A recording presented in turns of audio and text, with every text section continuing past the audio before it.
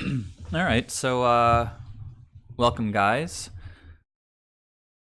Might just chat for a minute or two about the deck list. I think there's maybe only one person with me right now, but it's okay. I'm just gonna wait a moment, see if anybody else wants to join.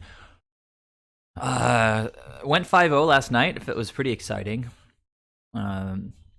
I went 5-0, I guess, a few weeks ago with Bant. So the deck is obviously pretty competitive. I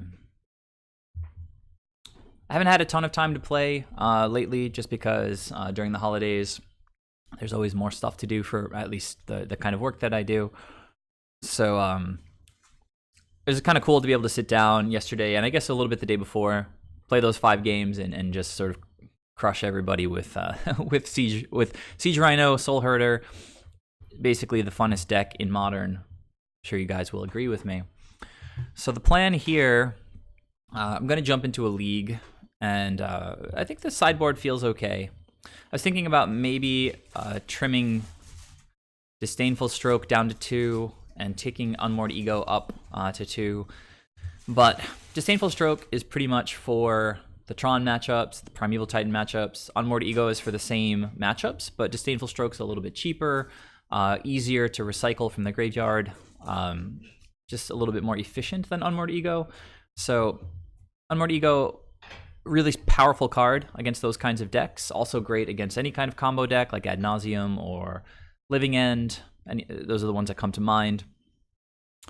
In the last league, Stonehorn Dignitary did a really great job. Also Worship. I think I won a game against humans with Stonehorn. Also won a game against one of the Bant decks with Stonehorn. So this card's definitely earning its spot.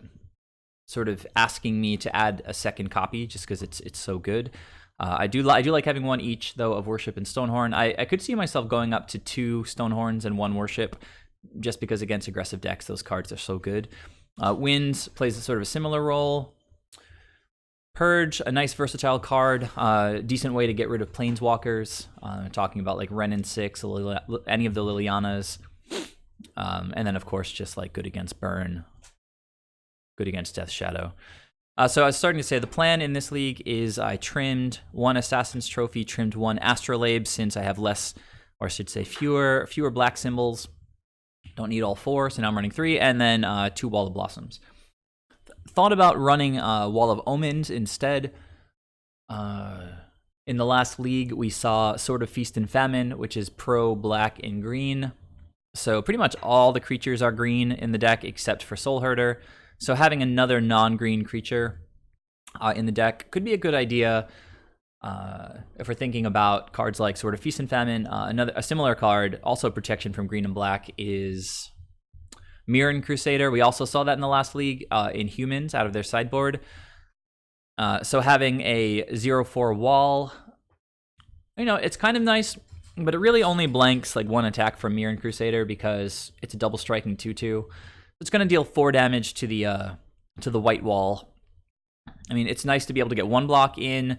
Similarly, against Sword of Feast and Famine, it gives +2/+2. So if they throw that thing onto basically anything in their deck, Coatl will have Death Touch anyway. And I can't block that with a wall anyway if they strap it onto a Coatl. But if they just put it onto Stoneforge Mystic, it's 4 power. Even if I block the 4 power with the white wall, it's just stopping 1 attack. So I'm not really sure how much better Wall of Omens is than Wall of Blossoms, even against those cards. The main reason to run Wall of Blossoms over Wall of Omens is that, as you guys know, on turns 1 and 2, we're trying to get green and blue mana going primarily. So if you play out, for example, on turn 2, after you play out like a Noble Hierarch, maybe you play a Wall of Omens, and then maybe you might not have an extra white mana up to ephemerate it. It just starts leaning on our white mana earlier in the game. They're really, really close. I don't think it makes a big difference one way or the other. I really love the art on this card, so that's kind of a difference maker for me. I like to look at the cards that I'm playing. This is just really beautiful. And yeah, no other changes to the deck. So I really enjoyed the split of Teferi and Oko. I still felt like I drew Oko a fair amount of games. You know, we go long, we draw a lot of cards. Oko's going to come up as a 2 of. It just seemed like it was kind of possible, at least, to have 2 different planeswalkers out instead of just playing Oko and then drawing 3 more Okos, which obviously isn't the best. So that's it. Just trying out the 2 walls. Sideboard is the same. I've been trying to watch Gabriel Nassif when he's been streaming Soulherder these last few days. He tried Panharmonicon today and actually had a really, really fun game with it, where he just got crazy value. Not playing a queue. I'm going to go ahead and join a league. So I'm going to actually check my collection real quick after doing after going 5-0 yesterday. So, all right, got a bunch of trophies now. A bunch of these qualifier points. I had so many modern points, but I never have time to actually enter those events. A lot of trophies, and then what I'm really concerned about here is the these guys. Okay, so that's 100, more than enough. All right. How are you guys doing this evening? You're pretty quiet in chat.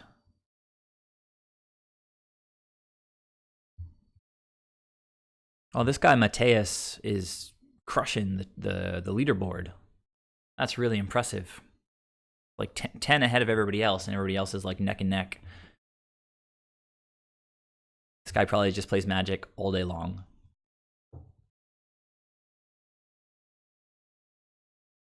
Hey DV, thanks for joining me, particularly with all the other holiday stuff that you could be attending to.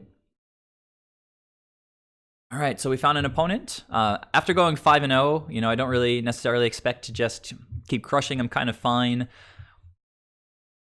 Whatever the outcome is, I'm still. Oh, this is Ivaros. He's a streamer. I guess maybe he's streaming right now. So I'm gonna go ahead and say hello to him.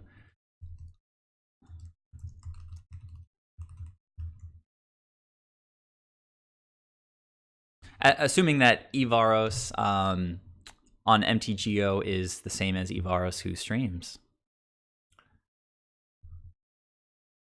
So he says, hey, thanks. I said, I watch your stream sometimes. Great stuff. So this is kind of an interesting hand. It's super slow. We are running 10 of those 2-drops. And we don't have any in our opening hand. It's just like really slow for Modern. I mean, we are on the play. We have a tiny bit of tempo advantage at the outset, just because we're on the play.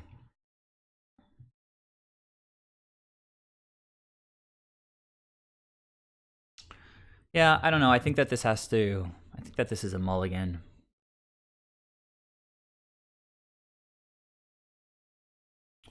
Yeah, I mean, we're not even defending Teferi, so slamming him on turn 3 is not that great, so I'm going to mulligan.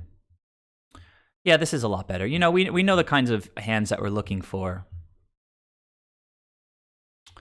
So now I'll keep.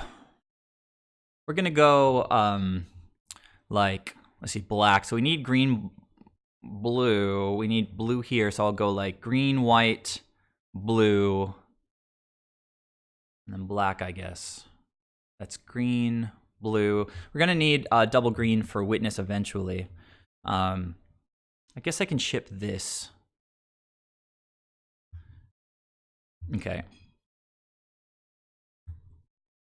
And I might not crack to try to draw lands, but I think I am going to just crack this now. Oh man, so he's playing snow also. It's going to be a grindy one probably. So we said green-white, I think, here. Opponent gets their Astrolabe. We're starting to think about sideboarding in Force of Vigor already. All right, another land. That's pretty sweet. So I think I just pass here. And who knows, maybe we'll have a turn 3 Oko, and everything will just be great. So opponent is representing Coatl as well.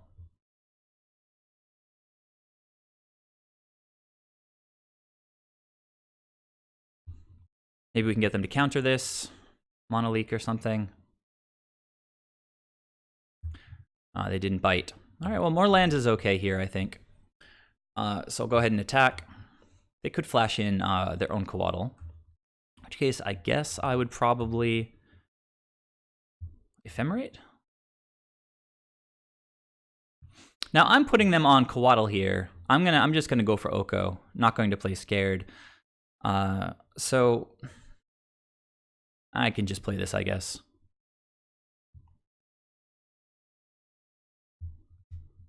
If they counter it, it's sort of fine. We've got a witness. If we want to get it back, we can just get it back. Okay, Monoleak is fair.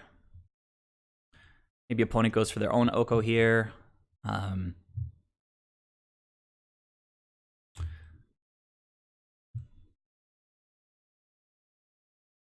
Well, I wanted to draw more lands, but I didn't want to draw this many lands.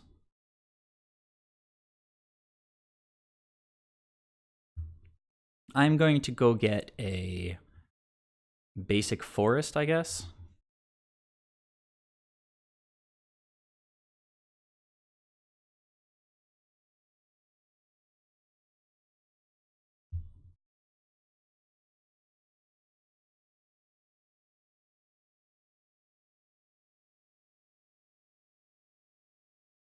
All right, another Monoleak. You're not going to pay for it, and pass the turn. Well, it hasn't lined up super well against what the opponent is doing.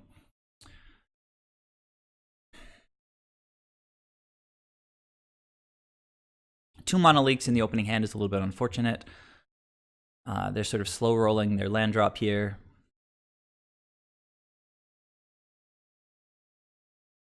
If they tap out, even for, good stuff, I'm just tapping out. I'm going to Ephemerate here. If they don't tap out, I'll probably just keep holding up Ephemerate.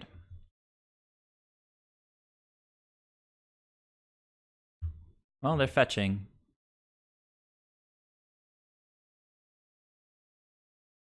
All right.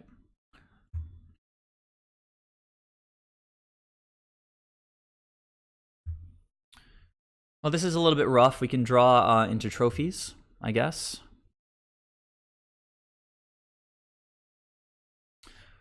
I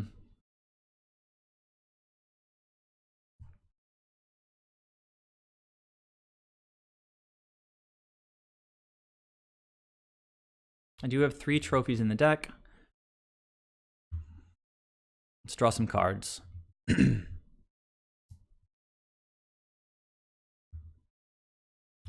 really want to draw cards that way right now. Put my stack somewhere better.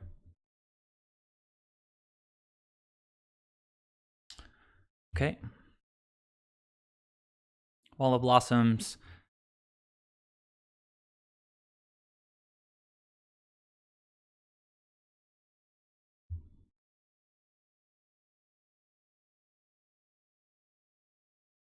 Yeah, I mean, I'm falling pretty far behind here.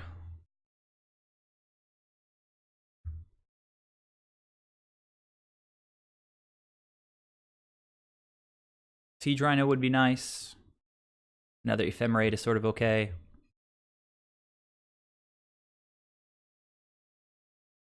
I probably should have left black. I have the Astrolabe, so that's fine. If I draw a trophy, for example. Drawing way too many lands here.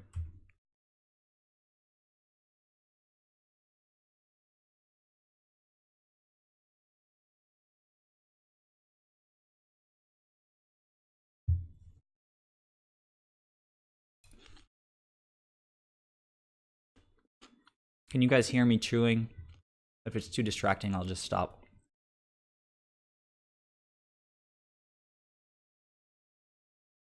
Okay, opponent just brainstorming like crazy.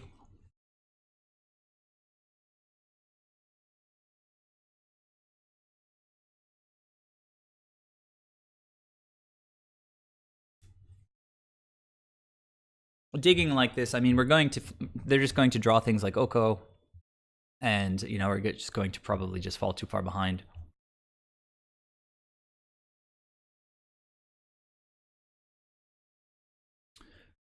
Yeah.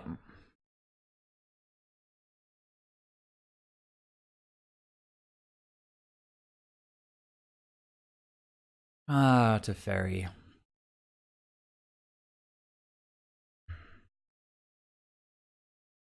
Yeah, I'll just try this now. If the opponent just wants to counter it, whatever. I won't get to cast it on the rebound. It's okay. I just need to cycle it right now.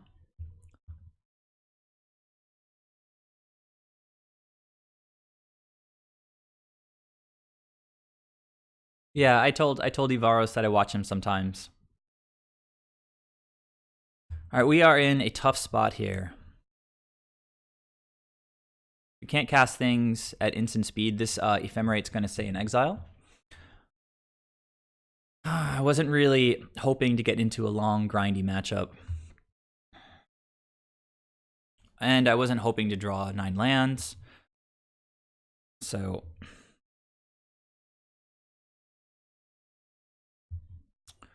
let's attack Jace. Why not? Maybe opponent flashes in their own Ice Fang. All right. They do not.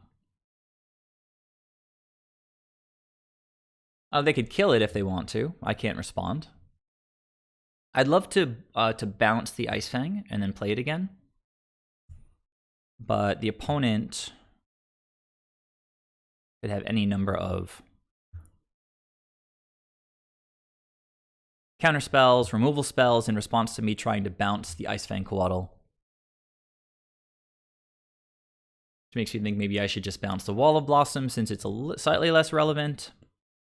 Yeah, maybe I'll try to bounce the Wall of Blossoms. If they want to path the Wall of Blossoms, that's better than pathing the Ice Fang. Okay. If they play a land, they can just kill Teferi next turn. But I'm too far in a hole here. Oh, you know what? That would have made a good argument for bouncing Ice Fang. But I drew some more stuff, so that's okay. Let's go ahead and play out this Wall of Blossoms.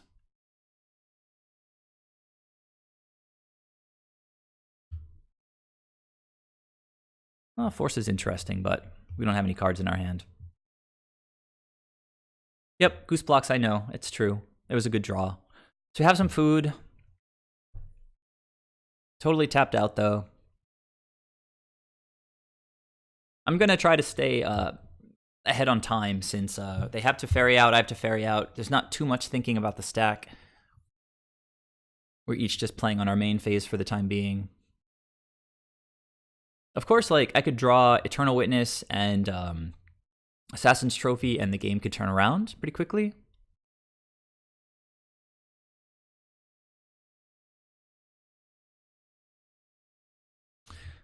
This is a pretty meager board right now. I've only got 1 power. Not the kind of deck that I was hoping to play Wall of Blossoms against in the first game. With the Wall of Blossoms, they could very easily get sideboarded out in this matchup. All right, so I'm ahead on time at this point. I'm going to try to keep it that way. Opponent thinking pretty hard. Yeah, Lumpy Fish Stick, you're right. He can't respond to me bouncing things.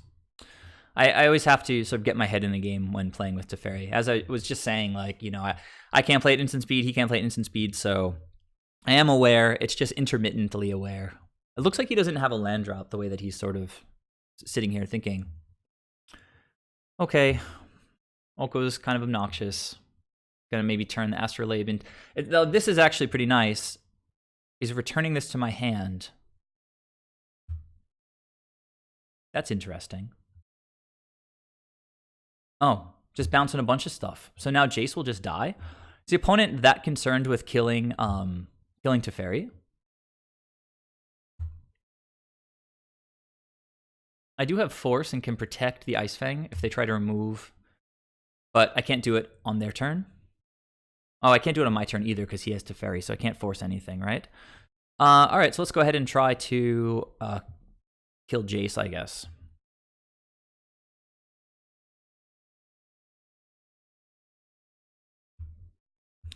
All I have to do is stay ahead on time here a little bit. Don't really mind this too much.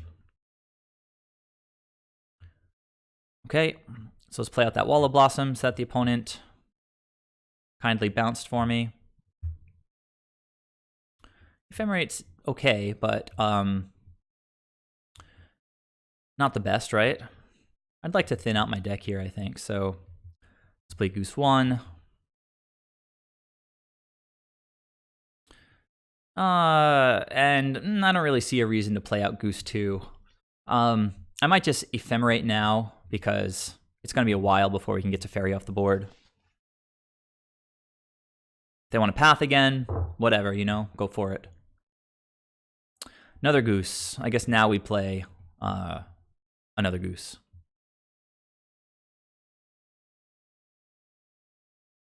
Yeah, that's the one I meant to tap. All right. So I can make, I guess I can't because they're both summoning sick. I was saying with this Astrolabe, I could make another food. I do have a bit of life total here. Hopefully just run some clock out. Okay, they take up to Fairy. We're unable to kill Jace, unfortunately. Opponent's going to continue brainstorming. This Wall of Blossoms is actually looking pretty good against these Elks. Or this Elk, singular. I will probably crack a food.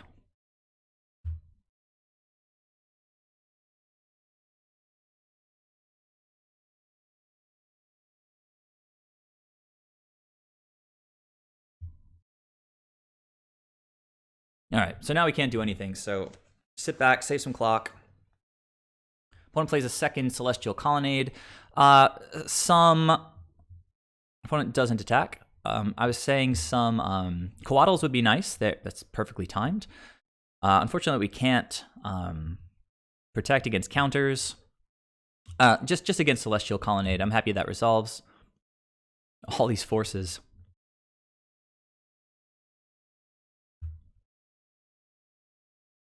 All right. We can continue thinning the deck.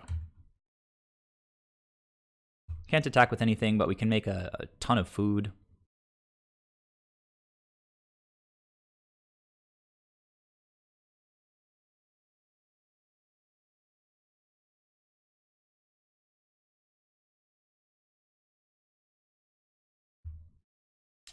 So they're going to try to start Fate Sealing me. Which is rough.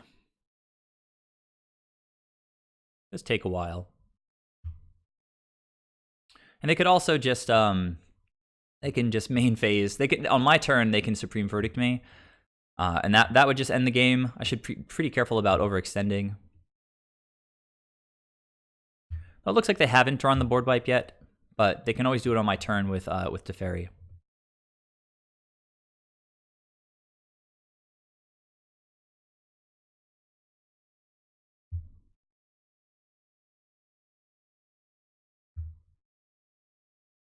There's trophy number 1. Let's just go for it, I guess. I'm trying to kill Teferi here, I think, because these forces are just dead in my hand.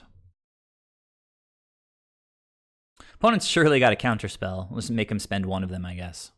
We'll draw some Eternal Witnesses, draw some more trophies. Maybe they just have more Teferis in hand. So I guess maybe we can get some sort of counter battle going. We may have enough mana. Blue, and then blue, we get another blue. Actually, we can't with this. So, but we've got plenty of geese, right? So at this point, I don't really want to attack. They've got the Colonnade blocks. So I'll just pass. They might just end step Wrath me, right? Which would be pretty disgusting. All right, so there it is. I guess I can make some food if I want to.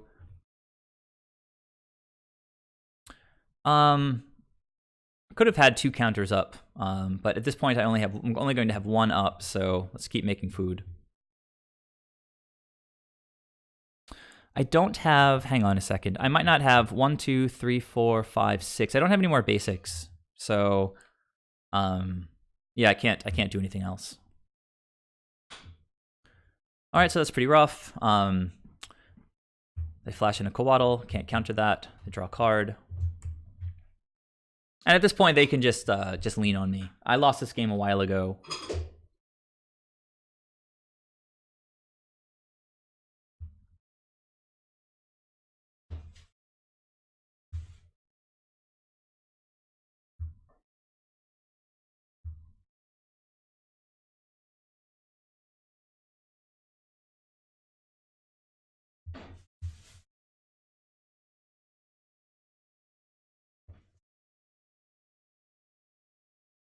It's nice staying on top of how many basics you have in your deck, because I would have just lost 1 life with this Vista. Wow, this is ridiculous.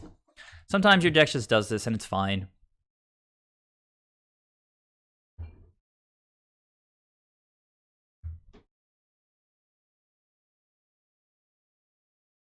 I don't think there's really any getting out of this at this point. But you don't scoop against control decks, you just make them win.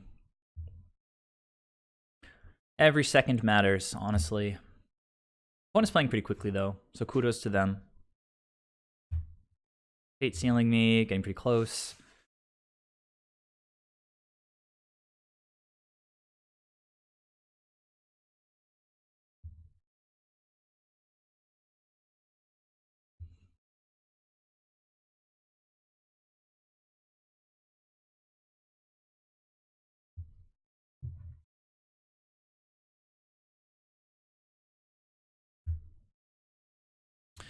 All right, deck.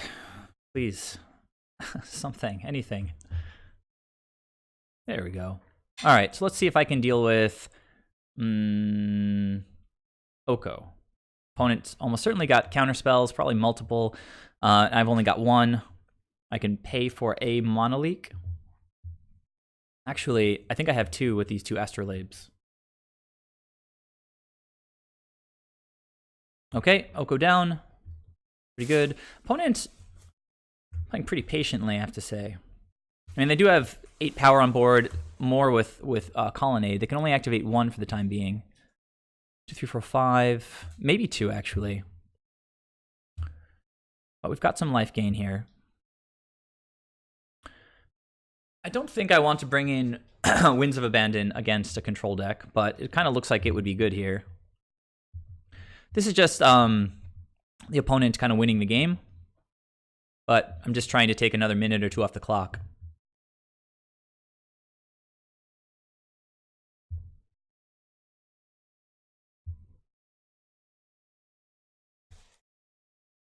This is where Astrolabe comes in really handy. All right, opponent goes again. This is fine. It's all just taking time.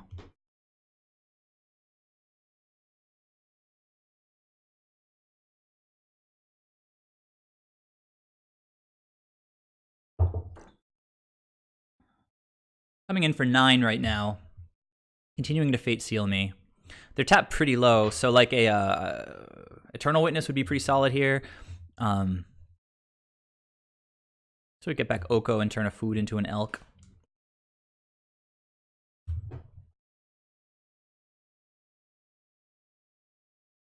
All right, it's a start.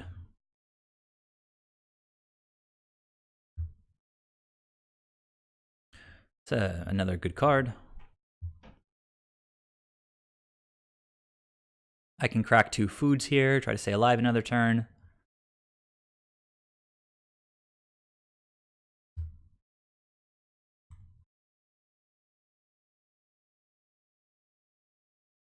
Opponent could path here. Again, it's just taking seconds off the clock. It's fine. No basics to get. Opponent now knows I have exactly 6 basics. I'm gonna chump a food. Or I guess an elk. Okay, Oko, again, taking seconds off the clock. They're gonna be able to trade for one of my creatures though next turn. Not lethal. Kind of looks like it though. Like a lot of people feel like things are lethal these days because of well, but then food sort of makes it not lethal.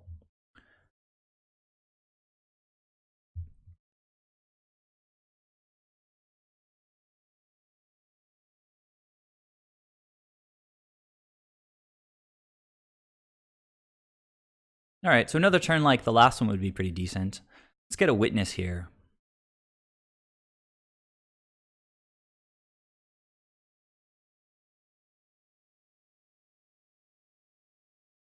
Oh, didn't get it, so...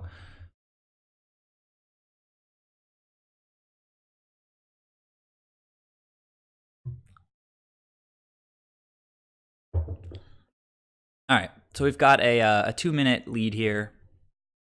2 minutes exactly. took about half the game clock for the opponent here. You start with 25. So if I can get game 2, it should be enough, as long as I play at a reasonable speed. So against Teferi, obviously my counter spells are worse. They don't play a lot of big spells that I can counter. It's possible that they're going to bring in angels, like Baneslayer Angel or something like that, but definitely Veils. Definitely Thoughtseize.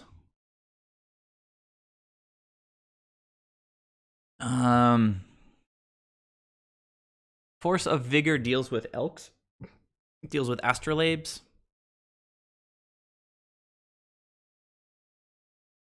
We didn't see any Snapcasters. I don't think that means they're not playing it necessarily. Sin Collector is amazing.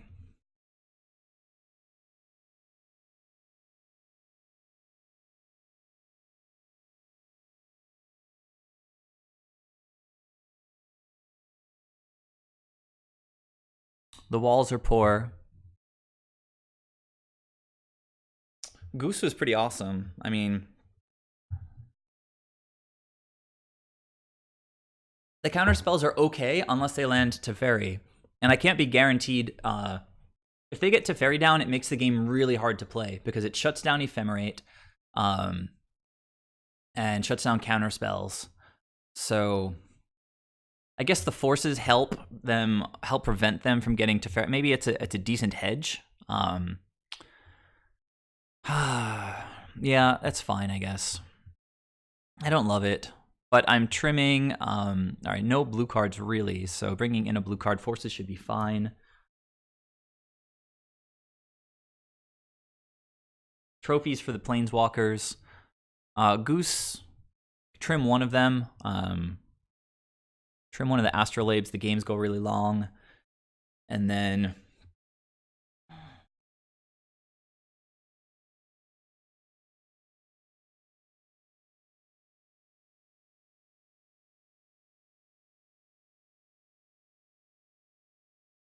I don't know. I'll trim another Goose. I don't know.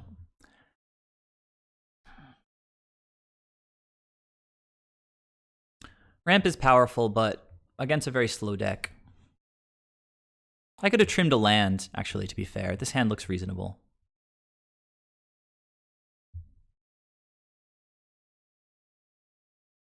You don't really have to worry about Death Touch. Opponent's mulliganing to 6. They're under 13 minutes. Let's see how it goes. I'm going to play the Overgrown Tomb tapped, and then go get blue-white. And then, well, I need white and blue for Soul Herder. Actually, maybe I'm going to open with a Misty Rainforest. And go and get blue-white. Or maybe green-white, and then green-white, and then blue-green or something.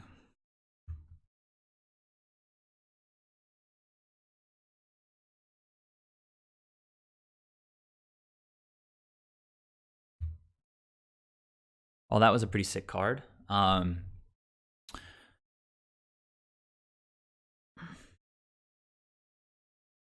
don't really want to let them counter this, so just gonna get a land now.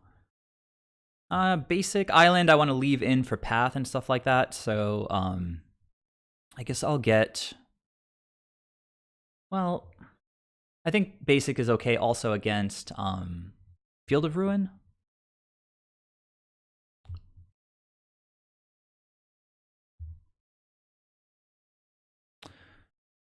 Okay, so no double blue, but we do have mana for Soul Herder.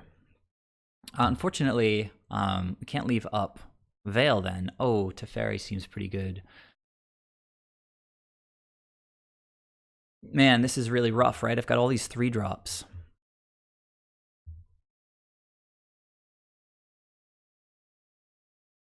I can't see not going for Teferi, though, because it really just shuts down their whole deck.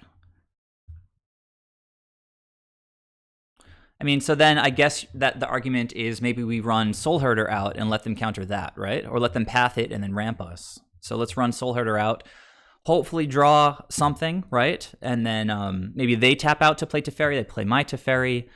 We'll see how it goes. Yeah, I like that you guys are on the same page as me. All right, you got it, opponent. Trying to maintain this time advantage. It's getting a little bit narrower. Come on, land. Land would be sick. Force. So-so.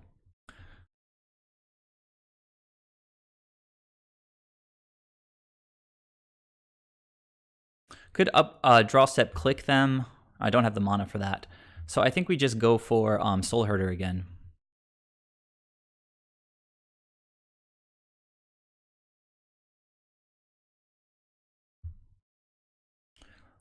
Okay.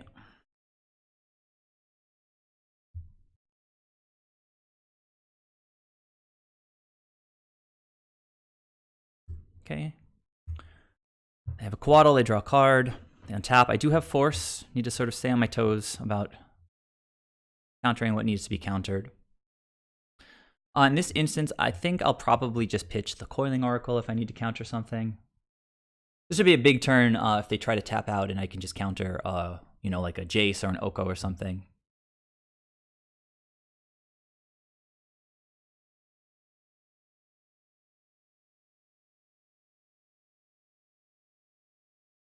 Man, this Veil could be huge if we draw land eventually and things sort of develop.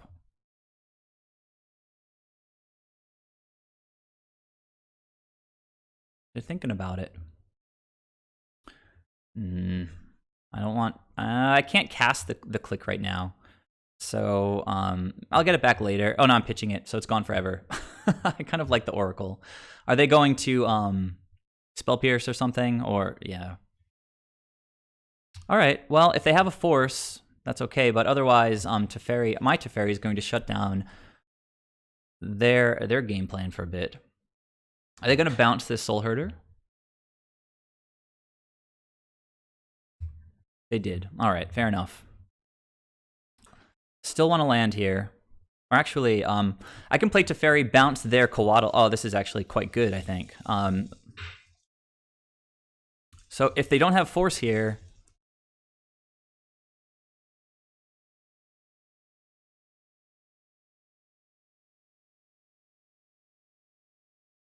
Just need to draw some lands. We drew all the lands last game. None of the lands this game.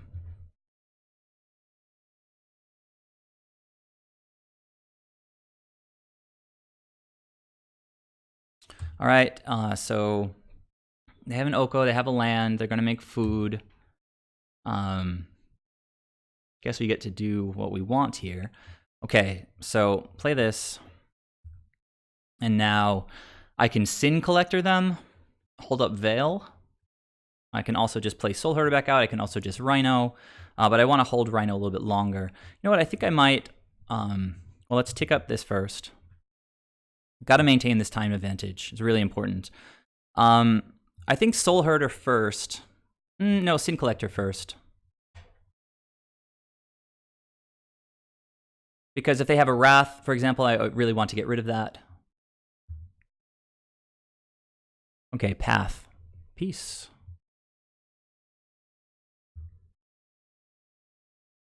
I think I'm going to not attack here. I think I'll probably just chump the Ice Fang with the Ice Fang. Chump with something. I could actually give my creatures hexproof if they try to like steal something with Oko and they can't respond to it. Wow, you were way off my line, DV. Way off. Herder plus Thoughtseize.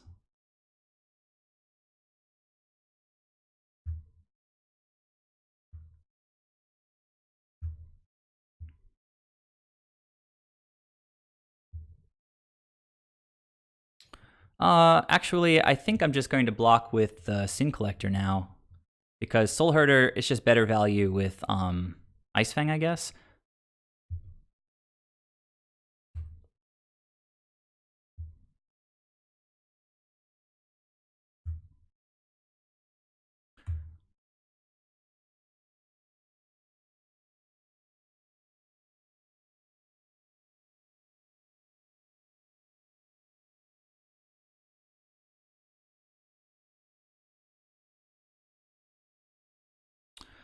Field of Ruin on black. Not really feeling that. Not sure if this is the best play, but seems okay. Oh, what? Why did that? It had hexproof. Why did that resolve? Did I mess that up? My permanents get hexproof from... Oh, blue and black. That's rough. I'll get black. Man, that card just gets me, like, I just mess it up all the time. Now they can steal something with Oko. Just wasted my, yuck. Alright, and they play the Ice Fang again. This is rough. Punt. You guys can talk about my punting. Alright, well that was a reasonable draw.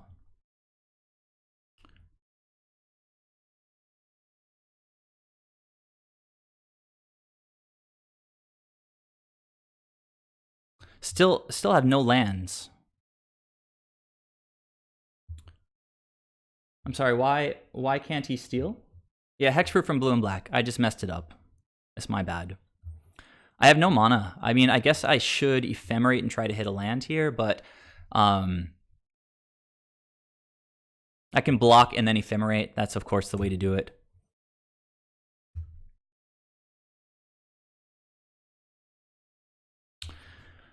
Man, I'm just jammed up with these lands. I just punted my Veil of Summer away. I thought it was giving my lands hexproof, but it doesn't give hexproof. It only hexproof from blue and black. So live and learn. Making this into an elk, he's going to be able to deal with... And this is terrible. Man, I should have had this game. I just punted it. And they've got for sure counter spells left, so...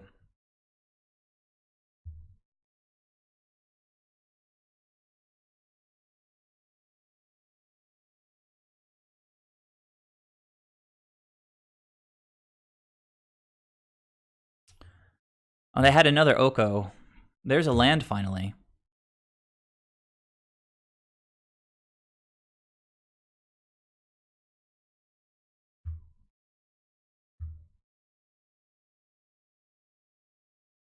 They are down to 2 cards. Another land. They destroyed my black here, so I can't Thoughtseize and Siege Rhino right now, which is rough. So I think the next best line is to go like Soul Herder, Oracle.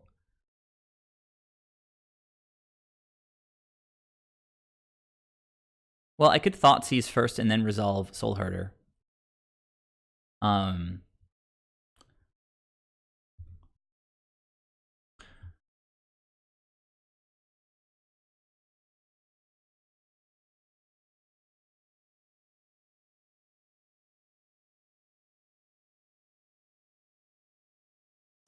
I don't really want to let them steal. He can't counter what? I don't... Is this a current... Why can't he counter something?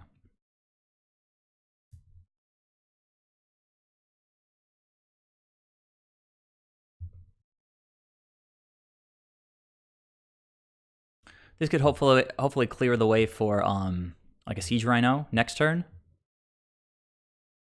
I can play both Oracles now, but I think getting down, or trying to get down Soul Herder seems reasonable.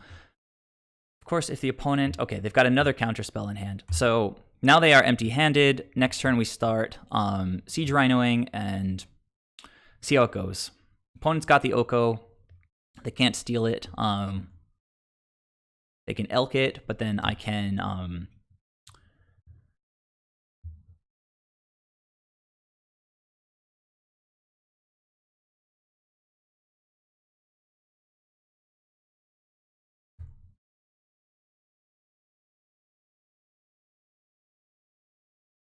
Wow.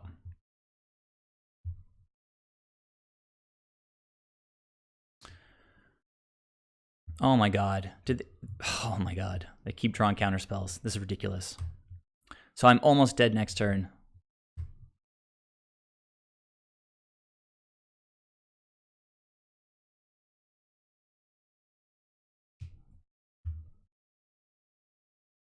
So did they draw another Monolith?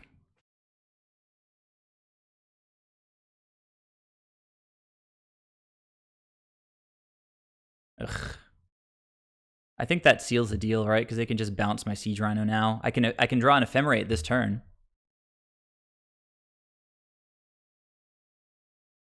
Veil of Summer's is another decent one, I guess, right?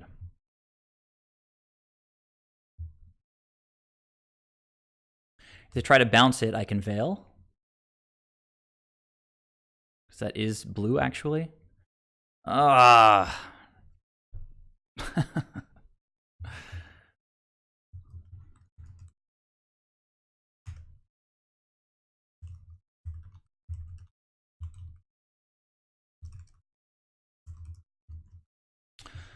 Punted on that Veil, still learning how to play that thing. So, yeah, that'll do it.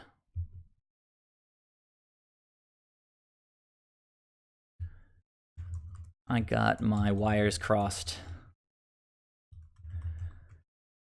We'll do better next time. Live and learn. Good luck with the rest. All right, so we had good cards. I could have played better. I punted the Veil away, and the Veil could have countered their Monolith last turn. Unfortunately, it doesn't counter this Path to Exile.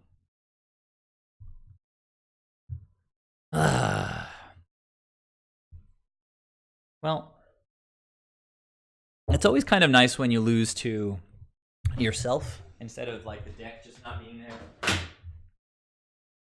because we're playing a deck that can win. It's just the question of whether I can win. I thought I was being really clever giving my land hexproof, but I won't do that again. How's Ivaros doing on the undefeated trophy? Not up there yet. That's rough because it should have been a great matchup. I think for us, didn't really draw Eternal Witnesses the whole match. It's really kind of what we're looking for. If I drew an Ephemerate that turn instead of Veil, it still wouldn't have been enough because I could. Well, actually, it would have been because they would have gone for Path. I would have Ephemerated. It would have put me up to a non-lethal life, a safe life total, and then the opponent could bounce the Siege Rhino if they want to attack for 7. I would still live, play another Siege Rhino, get a blocker down, and I could have stabilized. So sorry for the suboptimal play, guys. But as I said to Ivaros there after the match, all you can do is just live and learn. Make mistakes and then don't do them again. So waiting for an opponent. Opponent found. All right, we are on the play.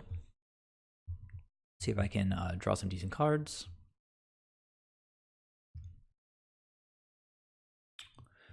This is a very pretty hand.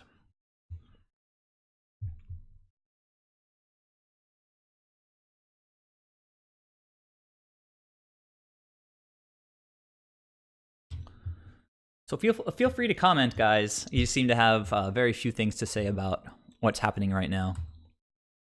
So this is actually, I think we're in a pretty good spot if this is it's mono red prowess. We've got some life gain. We've got with the Siege Rhino, we've got some removal with Assassin's Trophy. They go all in on these creatures. Actually, Teferi is going to be freaking bomb here. I'd rather not take too much damage here, but I do have to get my black mana online. So I'll just go ahead and get the Overgrown Tomb now. And we'll play Teferi. They could have some hasty...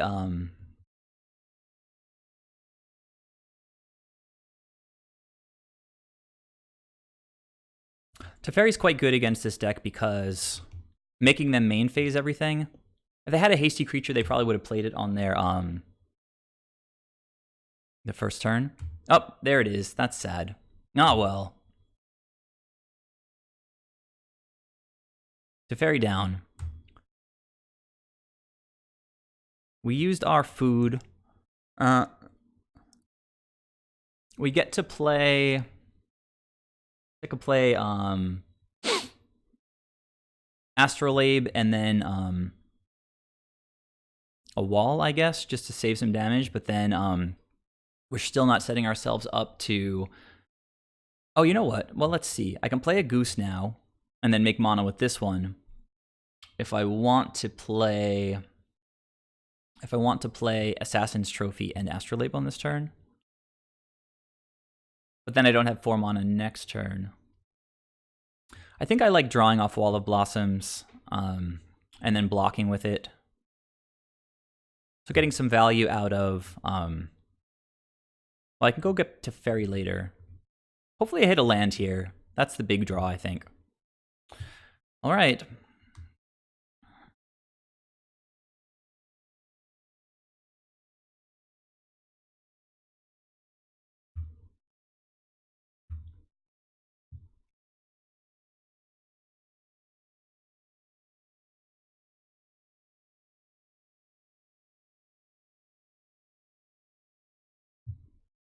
All right, well, that's pretty decent. Good job, Wall.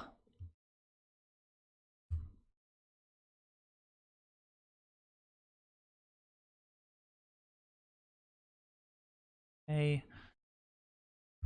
Soul Scar. Soul Scar. Yikes.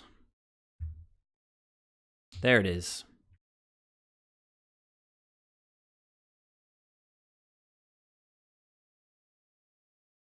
Now they could have that crash through card, which is pretty rough, but if I can just live through the next turn,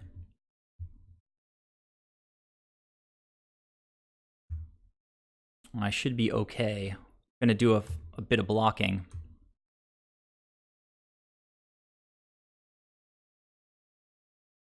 All right. Could lose the Siege Rhino here.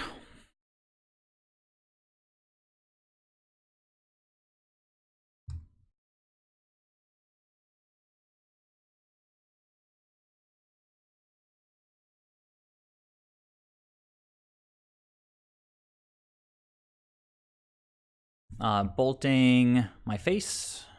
Sure. Just using their mana. They're actually main phasing all this anyway, as if Teferi was on the board. Lava Dart, huh? Opponent's going all out.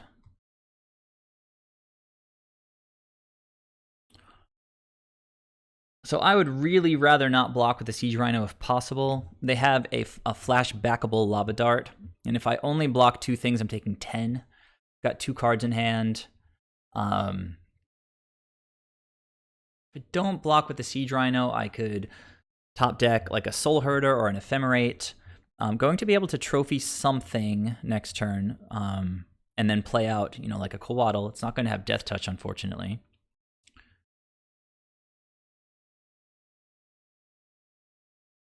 If I block all 3, nothing dies on their side of the table, but they sort of, I take 5. I think I sort of have to, right? Can't get super greedy here. So they had a great turn. Really good turn.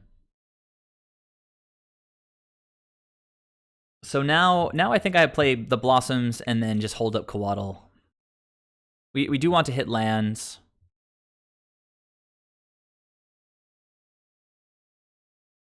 Oh, so Coatl will have Death Touch because of Astrolabe. All right. Opponents, I guess they do get to trigger Prowess with Lava Dart, which is kind of annoying. I can still trophy if I feel like it. I guess we just pass and see what they've got. This can be a good matchup for us, but Bedlam Reveler, huh? It's gonna fill up their hand. Not a lot I can do about it, though. Yeah, this doesn't look like it's going our way, guys.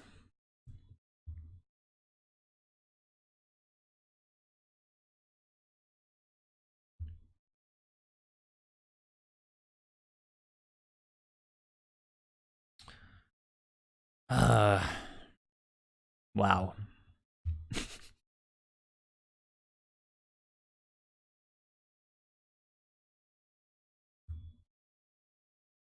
So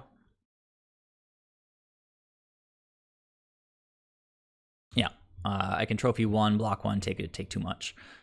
All right, well that was pretty rough. Things started out well, but the opponent had the hasty creature to take Teferi out. Could also just have ticked Teferi up instead of bouncing. I could have also just waited for Teferi. Kind of tricky, but we do bring in both of these, and it's quite difficult, I think, for the opponent to deal with them. Purge is great. Winds of Abandon, definitely great. I don't want to trim too much.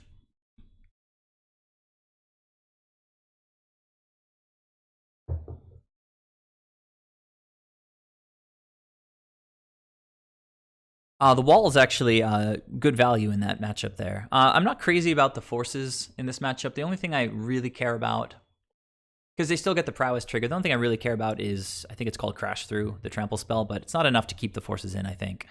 I'm not big on card disadvantage in the matchup.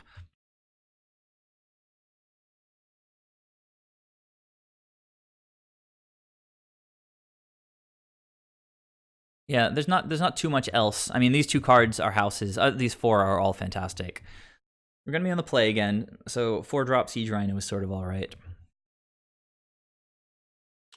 Soulherder's a bit slow, and it dies to like Lava Dart, so I might just trim 2 Soulherders.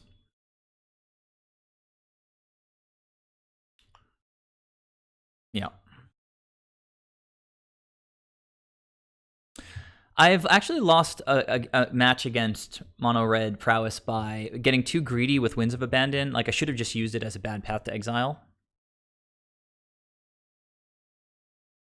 All right. It's not as fast as what they're doing, but it should be okay, I guess. We've got turn 1. I'll go get the black-green, and then play Wall of Blossoms, and then green-blue, and then green-blue, white. We'll have to draw another land at some point for black, green-black.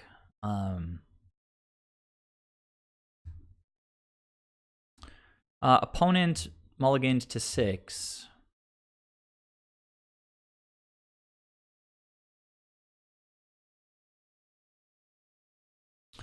Oko's sort of okay because he can steal their creatures. Opponent without a 1-drop. I love it.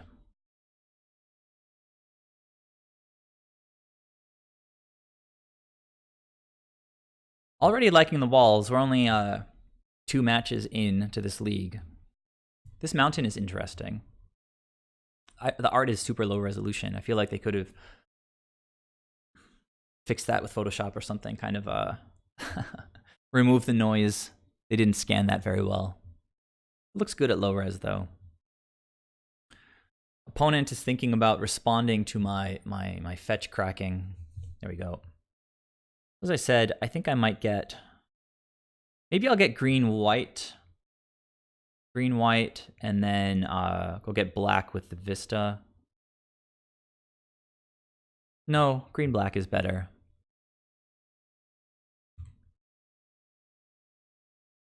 Okay, ephemerates are really, really important. So if we can set up like ghost blocks for next turn.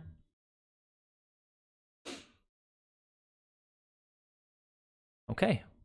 Siege Rhino achieved.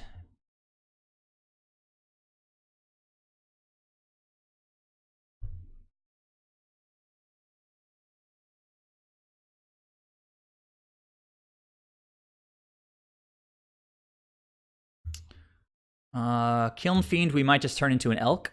And now we're, oh, this is amazing. Yeah, so I'm going to turn this into an elk, and then it just, we just get to block with Wall of Blossoms. It's awesome.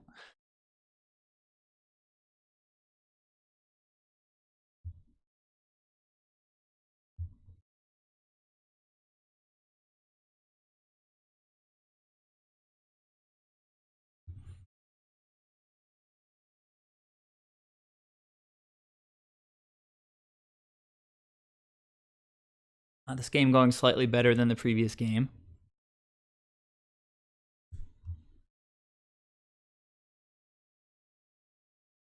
Look at that green Kiln Fiend. Oh, it's a thing of beauty.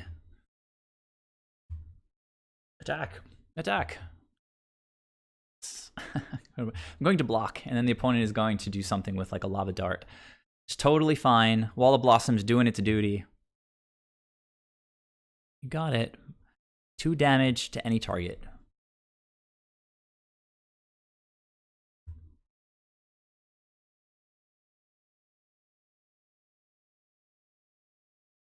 Wow. What are these fire bolts? Well, they got rid of Oko, but at what cost, opponent?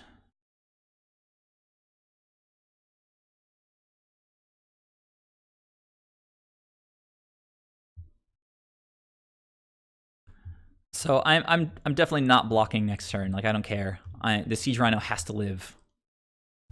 Going to go get another white land and just ephemerate the bejesus out of this Siege Rhino.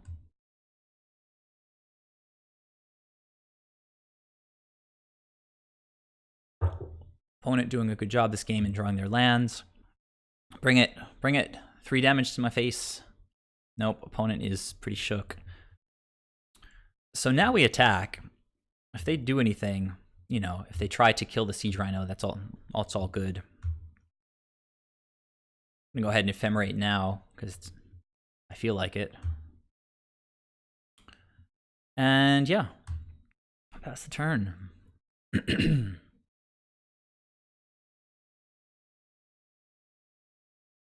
Okay, you got it. More where that came from? Bedlam Reveler, sure.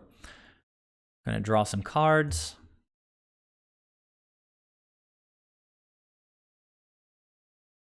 Swift Spear, this is all fine. All right, so let's play that. Boiling Oracle, okay, opponent had enough.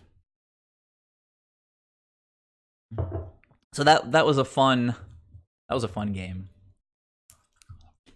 What did we do? We got Wall of Blossom comboed with Oko. We didn't even ramp out with the dork or anything like that. It was super fair. We played a Wall of Blossoms, played Oko. Opponent spent like 3 cards destroying Oko. And then we landed Siege Rhino, and the rest is history. So, going to game 3. We didn't draw Stonehorn, didn't draw Worship. Those are the 2 home runs in the deck. Removal tends to be really amazing against them because they don't have... Well, they have a bunch of creatures, but not too many. Like, they'll keep a hand with one attacker, I think.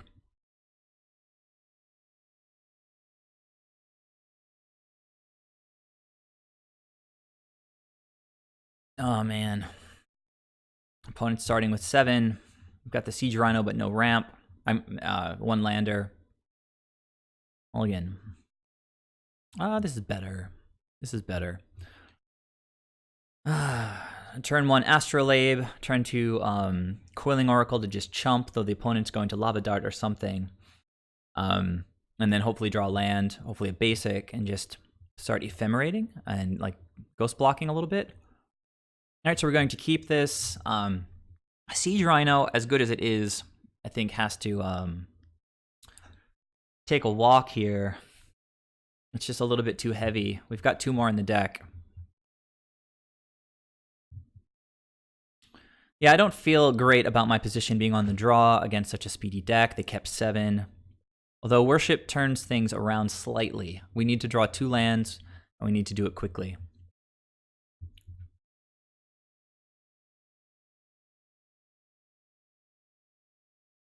The more basics, the better. Ugh, Soul Herder, get out of my face right now. All right, well, I think I'm going to just sort of, all right, well, that was a good draw. Good.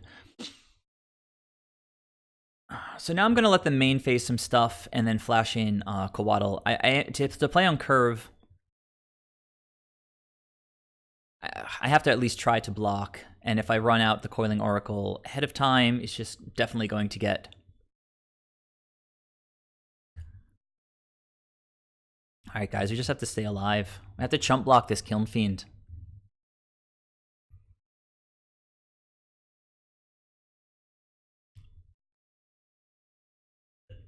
This is the card. This is the card that freaks me out the most. No lands. Come on. No more lands, please. Now I might not even block if given the opportunity, because we do need creatures to make worship actually do anything. Alright, there's another land. That's the 4th land. Alright, I'm not blocking because they have trample right now. So that's 6. Don't kill my creature. Don't do it. Alright, to my face. It's more damage. It's a lot of damage, but at least it's... Ugh. Oh no, I think we're just dead, guys. Lava Dart. Oh, well, if we were on the play, maybe we would have a better chance of getting worship down, but that's what the red deck can do. Good job, opponent. Good games. Well played. Thank you. Exclamation point. Good luck with the rest. Didn't have an opportunity to like ghost block. So next turn I could have gotten a basic island, played another. If they didn't have that extra spell, could have played an oracle, ghost block something if they didn't have trample, and then get 4th land down and play worship. We had a plan, but the opponent killed me on turn 3, and there's not a lot we can do about that, you know. Yeah, and mono red prowess exactly. So, not doing amazingly well this league. I punted a little bit against Ivaros. We did take a game off of Ray Future Pro, but hopefully we'll go into the losers bracket now and take a game off of somebody, maybe even 2 games. The thing is, after you go 5-0, you get so many prizes that scrubbing out of a league doesn't really feel too bad. This is kind of relaxation therapy right now for me. Not trying to get too stressed.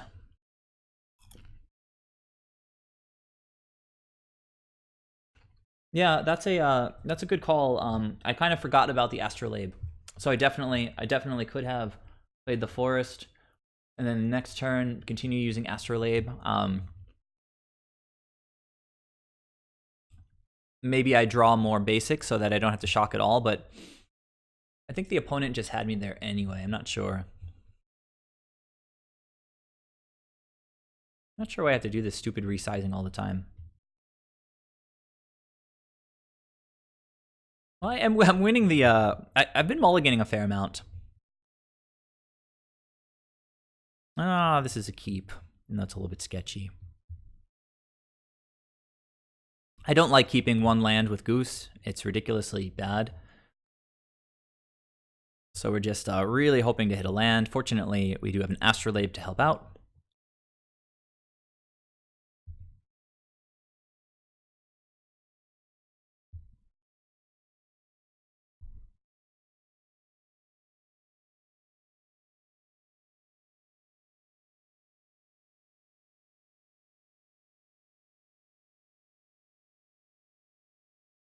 Ugh, we're gonna get Thought Seized here.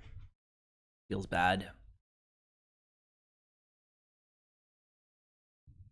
No, well, I don't know what feels better. Thought Seized or Hedron Crab. Land, that's what I'm talking about. So I don't know that we have to run out the Astrolabe yet. We just blow up this dude's land. That's too weird. Fetch Shock for Coatl. But if I'm going to do that, just wait till the opponent's turn.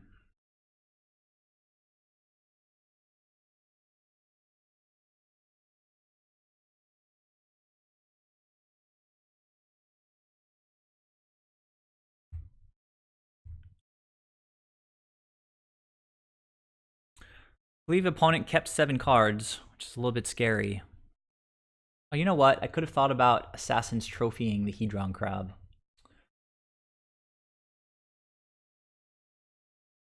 Yeah, I get nothing to do about it now. Developing the board is okay as well. We'll see how it goes next turn. So, whiff on the zombies, please. No zombies. One time. Ugh.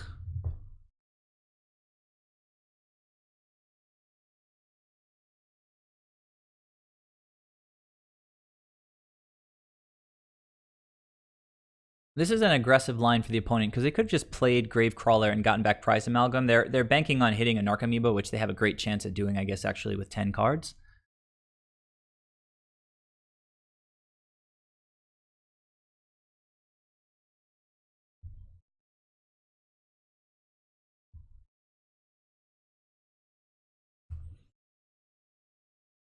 Yeah, 2 Narcomoebas. Fortunately, no more Prize Amalgams.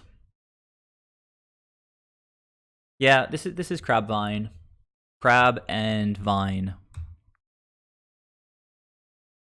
Next turn, they're going to be able to cast 2 Gravecrawlers and get a Vengevine back. So this is where Ephemerate becomes really, really important. I'd love to draw land here.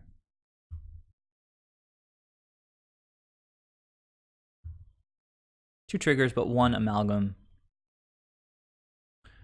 Teferi is sort of interesting. But I don't know if Teferi is... Play Teferi, bounce the Amalgam. Opponent's going to have a hasty Vengeviner, which we can block, but not if we... I'll draw a card if I bounce the Amalgam. This is a matchup where the walls are just really excellent. If I use this food, then I go back down to having only 2 mana. We're not going to have Death Touch, but we can Ephemerate. Yeah, I think I just Ephemerate, flash in a... maybe I need to kill this Hedron Crab. I probably should have done that already, but they did have the Glimpse anyway. Maybe I should trophy the Vengevine after they play the Gravecrawlers. But trophying a creature that comes back from the graveyard always feels so bad.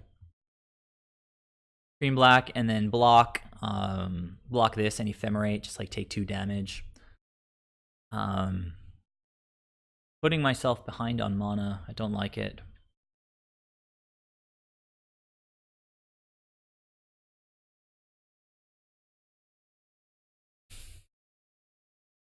I think I like just playing out another Coatl here. I'm not super afraid for my life total right now. I probably should be. We're definitely bringing in Worship and Stonehorn and Celestial Purge, and maybe not Celestial Purge, but definitely Winds of Abandon. This deck has been showing up more and more, so I might need to think about putting some sideboard, so Graveyard Hate in my deck. You're gonna see Gravecrawler here. That's pretty predictable. They don't have haste. Oh, blue, huh? Again with the sort of aggressive line. Oh no, they cast two creatures. Oh no, they didn't. Well, they have black, so okay. Milling more and playing more creatures. Not great for us. 2 Vengevines. I think we've just lost this game.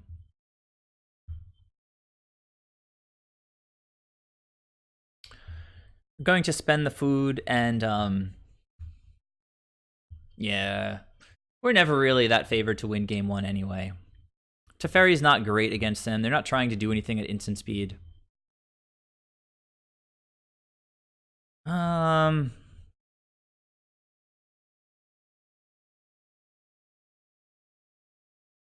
No Death Touch. Could kill one of these things and then just block and Ephemerate. Take 5. Maybe that seems better. They're not going to easily be able to. I guess maybe they have cards in hand that they can cast again.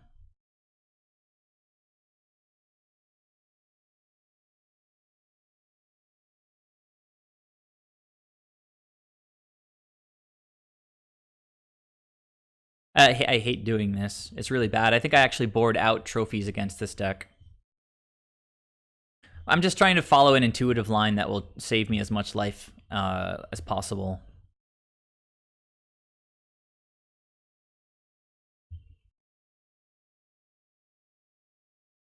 Not really calculating it out that far. Wow, deck is just kind of...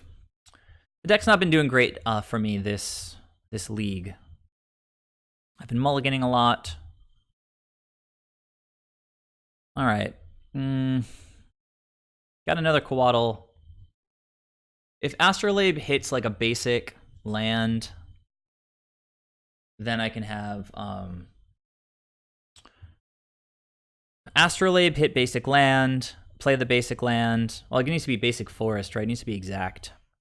Then I can play out one of these other guys. I don't know. I'm super dead, so let's go with Astrolabe here. Well, I don't know. Ephemerate might keep me alive one more turn, but I'm not going to belabor this too much. Opponent's got it. So shortish on lands. We did mulligan, drew 2 Teferis. They kind of had a nice start. So Stonehorn and Worship just win the game against these guys.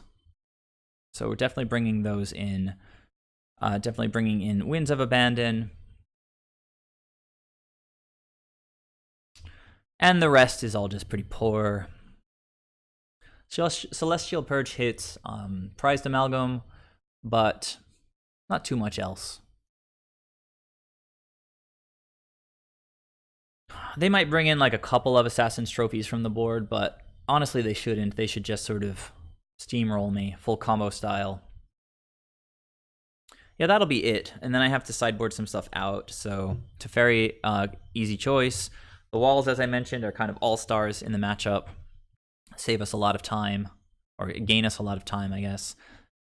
And I guess the forces can hit like Glimpse and any kind of... If they mulligan and keep like a graveyard spell, I could potentially force... I could trim one of the forces. It's just not great. I think that's fine. Oh, that's a good call. They do bring in Trophy just for sideboard hate, but I don't actually have it. I do have Worship and Stonehorn. Stonehorn we can save and get extra combat steps with Ephemerate. Worship does get hit by Assassin's Trophy, but then we get to Eternal Witness. Oko's not amazing in these crazy fast swarm matchups, but I don't have that much to bring in right now.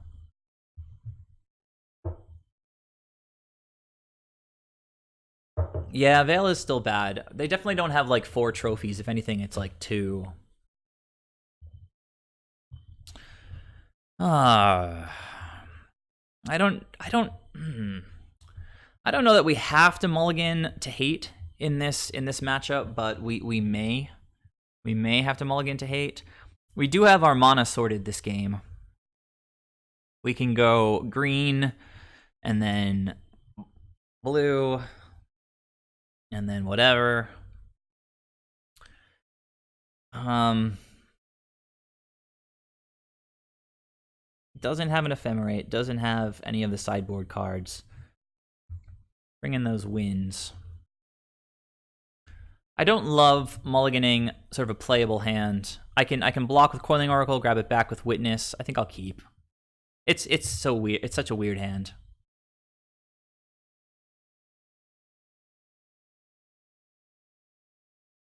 Opponent's mulliganing, so but it looks like they're thinking about keeping 6. It's not as good as it could be.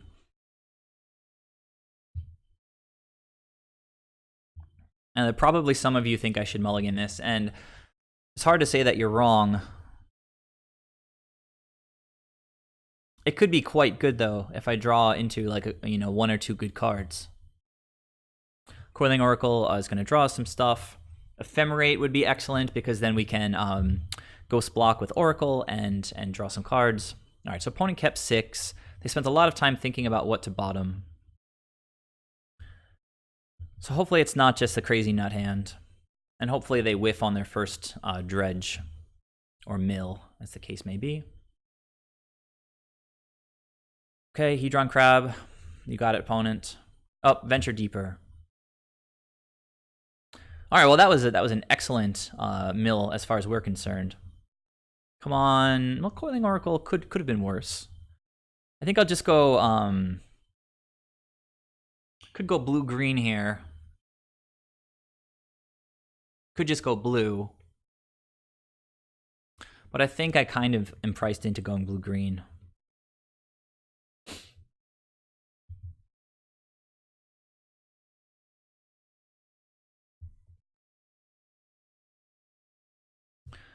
Soul Herder. This deck. Pretty dirtily.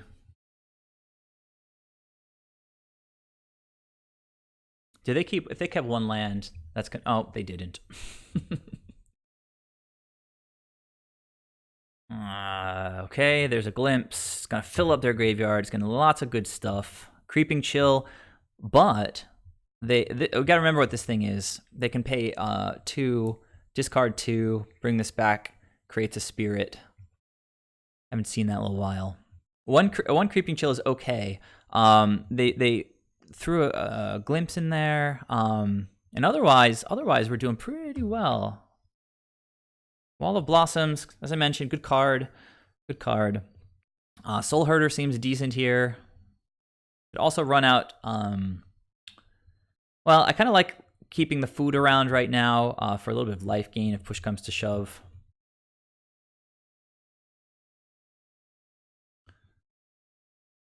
Opponent knew about this Soul Herder from the Coiling Oracle. I'm going to get a little bit of value out of it. Bird not doing a whole hell of a lot right now.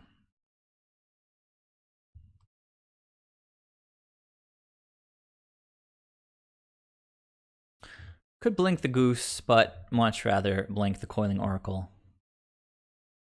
So we are getting to play some lands, draw some cards. Hedron Crab with a fetch land. It's just like, okay, 6 more cards in the graveyard.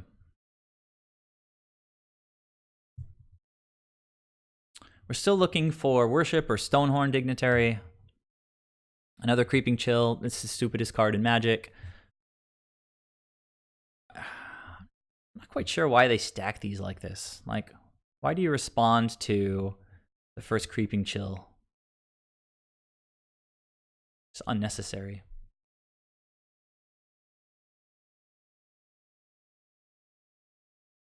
Another no, just the first Creeping Chill. We're getting super lucky with these mills. Like ridiculously lucky.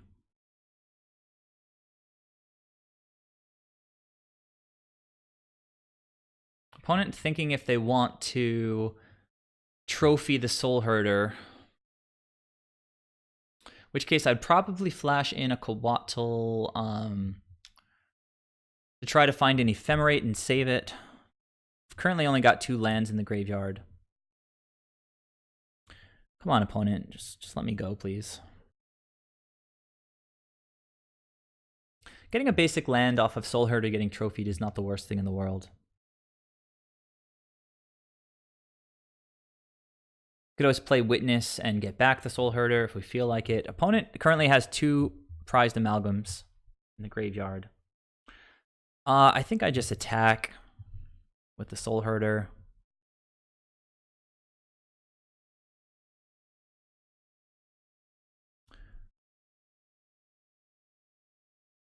Definitely going to play the 2 2-drops here. If we want to, we can do 2 3-drops next turn. But we don't have any real bombs in our hand right now. I mean, Eternal Witness is one of them, but I mean like something that really answers what they're going to be bringing, like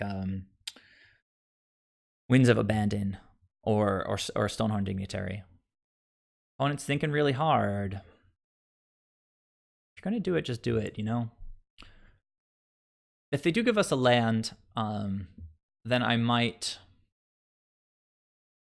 go I'll probably go Witness. I'll go Witness Soul Herder on this turn. So the Frogger, how have I been feeling about the Goose? The Goose in general is excellent, but you can see in situations like this, I'm like really hesitant to actually spend mono with it. because once you use the food, all we want to do is cast spells. So I'm not going to make more food for like the rest of the game.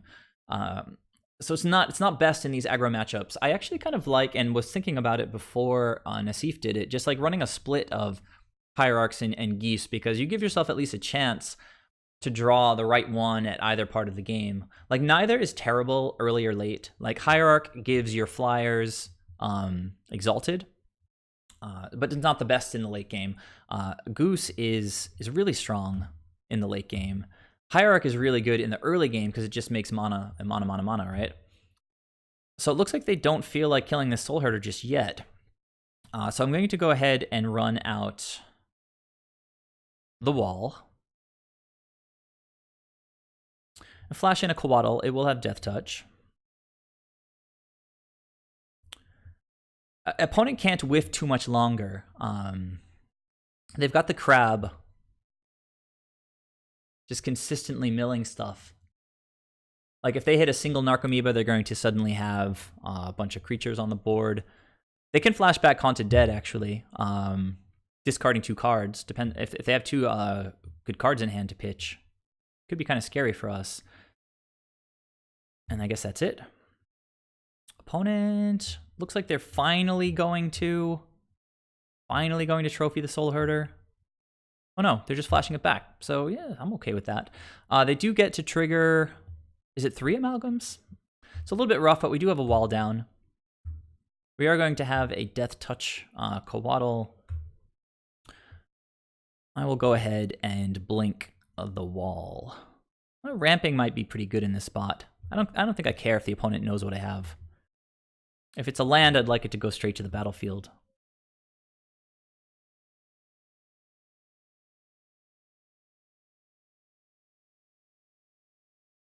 And there it is.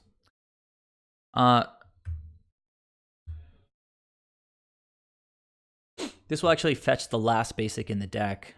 Oh no, we've got one more forest also. A forest and an island.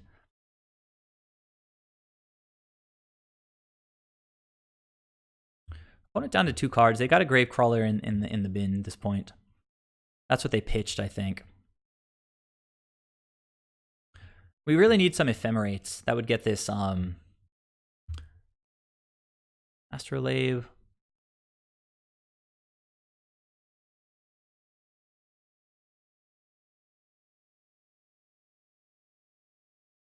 The Spirit's not doing a lot. The Goose feels pretty good in that sense. They're going to play a Gravecrawler and just get the Prized Amalgam back. But I need to protect my life total a little bit. We can also get our Ice Fang back if we want.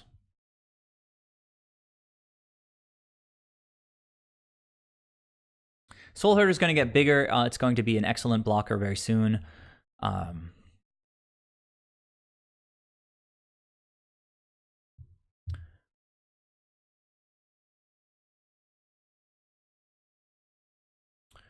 Edron Crab. We just need to dodge like double Creeping Chill right now. Another Amalgam. It's going to come... Oh, the Amalgam was from combat.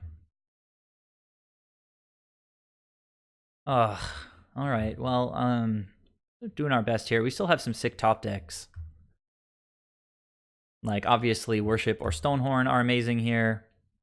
I am going to thin the deck by cracking the Vista. Got a lot of damage in the air right now. And on the ground. 3 triggers, but only 1 Amalgam coming back. Yeah, not going to calculate the life total too much here. I will get green. No, I will get blue. No, I will get blue.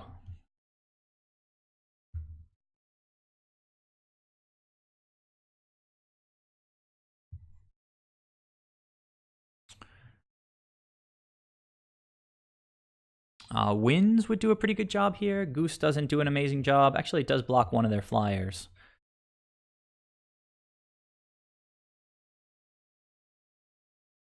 I need to get this stupid thing out of the way. All right, so how much mana do we have to work with? 1, 2, 3, 4, 5, 6, and maybe 7. So 7 gets everything in our hand out. We can also get back a Coatl and play that. We've got cards in hand. We can go up to 7 with this food.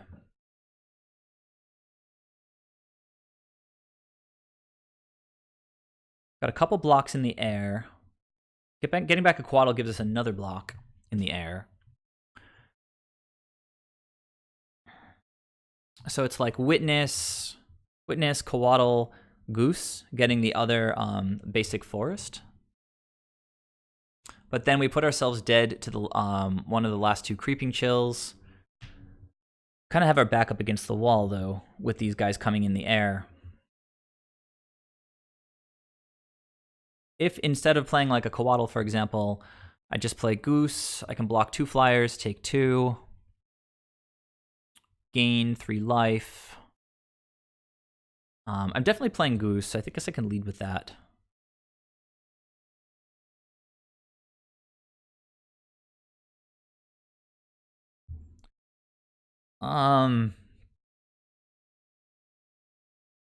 We can crack 2 foods if we want to. Yeah, actually that seems decent. Go up to 10. I can crack this now, get a land to play out like an Astrolabe.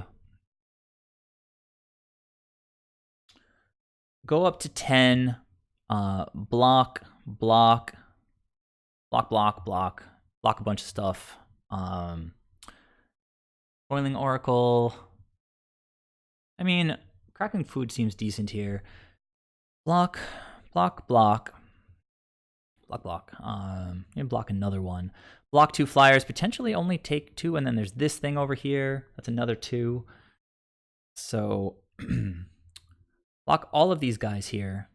Block 2 flyers. Set up to take 4. That's not good enough, is it? Oh, no. I'm cracking food, so that's fine. I think that's okay. I'm going to play an Astrolabe, try to draw something. If I draw into, for example, my Stonehorn, that's pretty sweet, I think.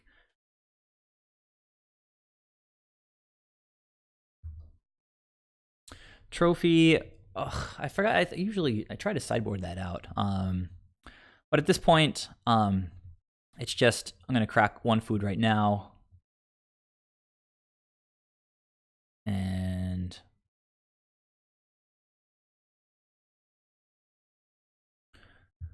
so that I don't die. I could also just do it when it's on the stack. Don't have any good attacks, I don't think. So I actually have Trophy up here if I want to use it. And let's see if we can continue ramping out, I guess, here. I mean, Oko is pretty slow. We've got a lot of cards that are pretty rough against these super fast decks.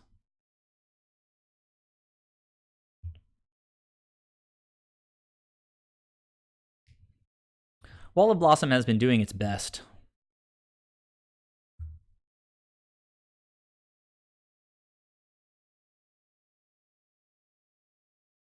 Goose has also been doing its best.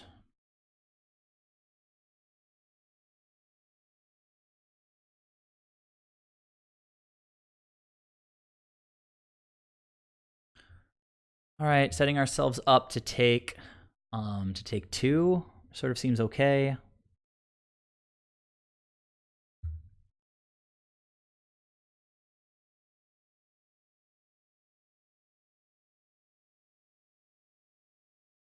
Or did we take? We took 4, I guess, right? More creatures, more amalgams. This is getting sort of rough. I can make more food, or I can crack another Gravecrawler. All right, so it's top deck time. Oh, and well, yeah, it's top deck time. Opponent just going off. Wow. So we want to draw Winds of Abandon right now.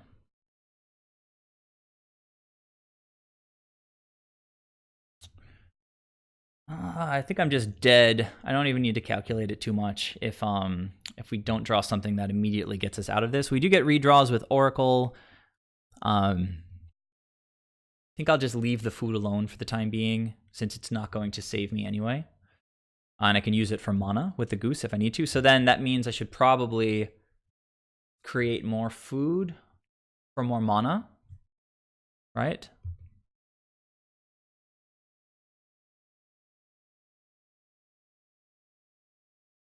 All right, let's go, guys.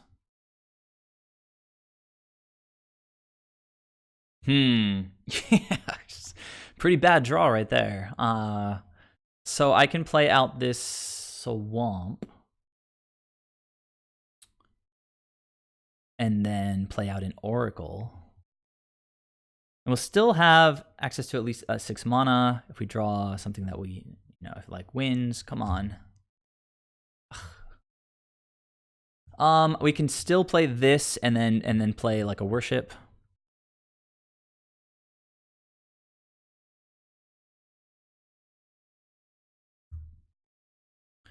Jeez. Now we can play another Coatl and then trophy something and try to stay alive, I guess. Are we just dead in the air? I don't know. They've got like 4 flyers. I'm not gonna look too closely yet.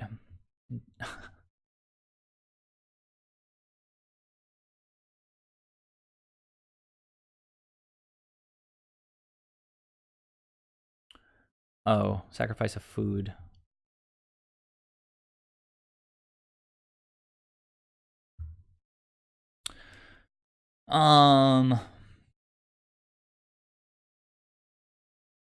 Okay, how many flyers do we have? We have, oh, but I tapped 1. I guess I have to blink that if I, 1, 2, 3, 4, 5, 6, 7. 1, 2, 3, 4, 5, 6, 7, 8, 9, 10. Yeah, it doesn't look good, guys. It doesn't look good. I can trophy 1.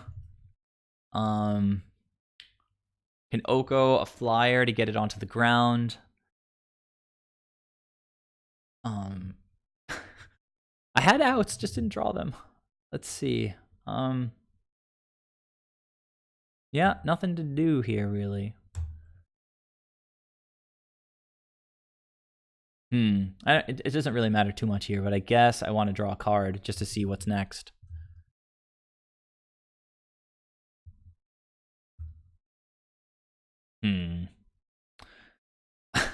Stupid deck.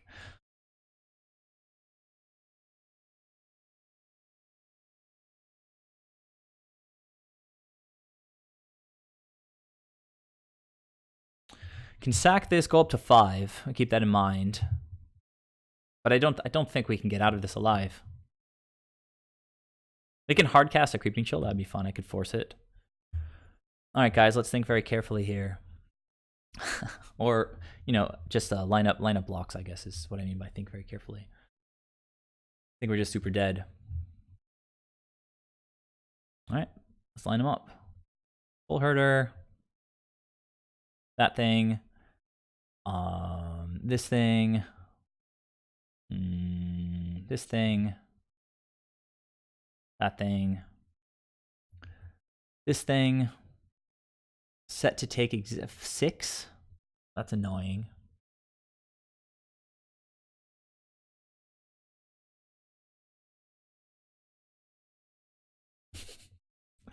One, 2, 3. Oh no, more than that. I think 1, 2, 3, 4, 5. No, it's 6. We're going up. We can go up to 5.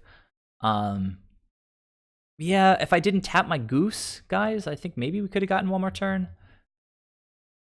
All right, we lost.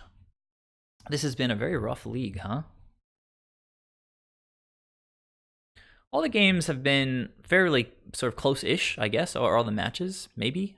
Like I had cards that I could play, but the opponents have just had better stuff, right? Like the mono red prowess deck ran me over. That deck ran me over.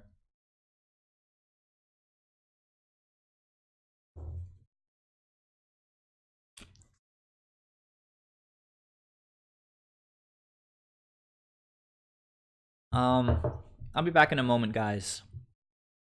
Gonna run in the bathroom.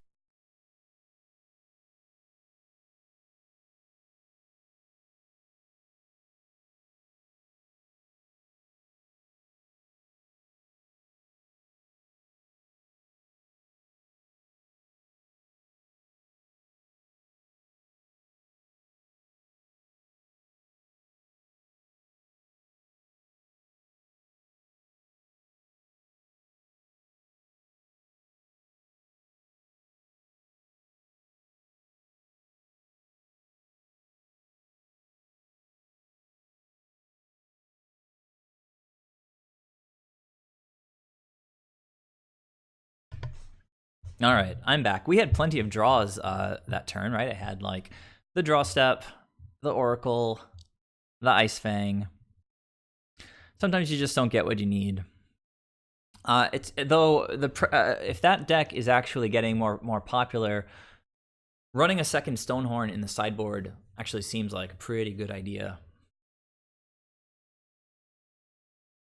Last time I beat that deck, it was on the back of Stonehorn and just Soul Herder, just getting infinite combat steps blinked by the for the opponent.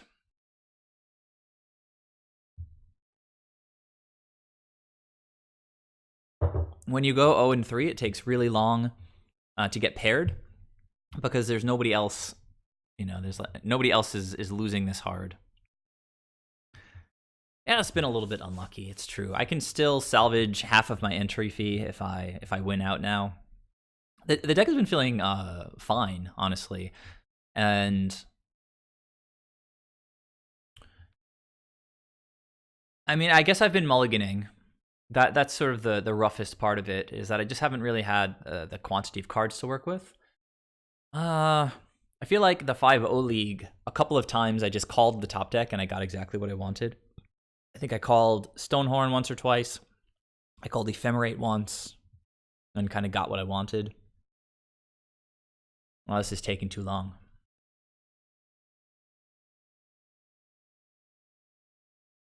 Let's take a look at the trophy board and see how far down I am. I played Oink Mage, I think, in the last league.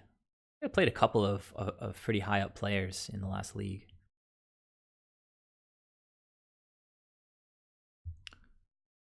All right, let's do this. I think I can keep that, right?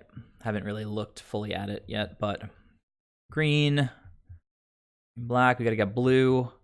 Blue, yeah, it's kind of rough because blue can't be used. I guess it doesn't contribute towards Siege Rhinos casting cost, but we do have these 2 Coatls.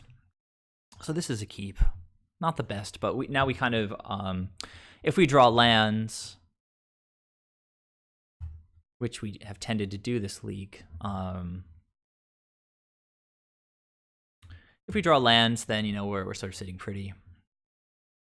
It's been a little bit of each, right? I think like I've had some games where I got land screwed and some games where I got flooded. Not really hitting that sweet spot tonight. So opponent's doing something with this Stomping Ground. It's not a shock that you see that often in Modern. But we are in the loser's bracket. Oh my god. All right. So we're 0-3 and we get to play against Titan Shift. That's great.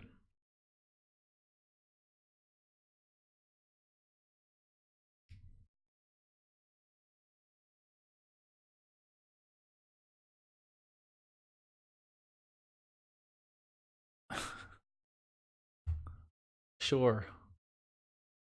4 lands out on turn 2. Seems okay. Well, there's one of our lands. That's pretty decent. So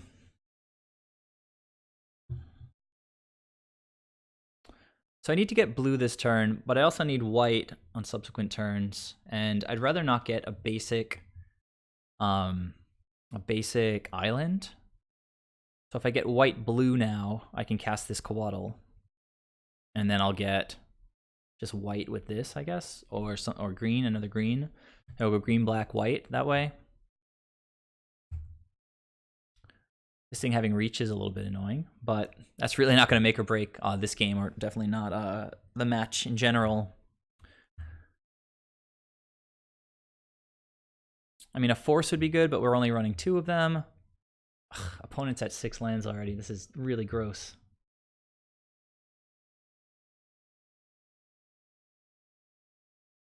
I'm putting myself dead to Scape Shift, but sort of fine.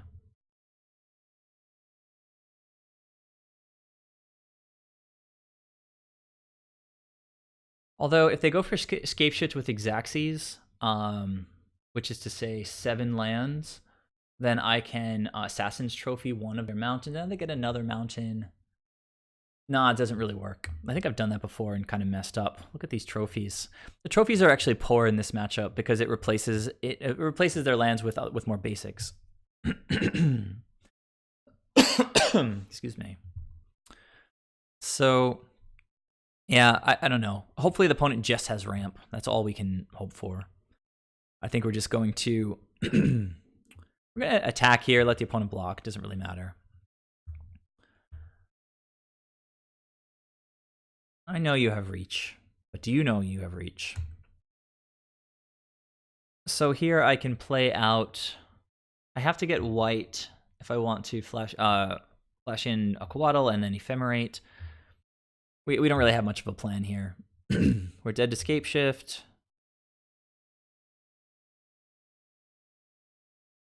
Summoner's Pact. So I could.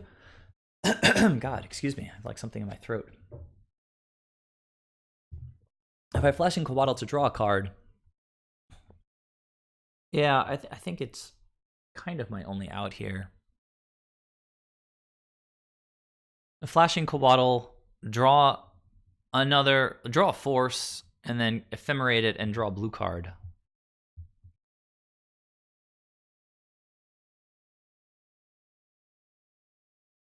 So we need runner here. Oh, there's a blue card. Now we need to draw force. There it is.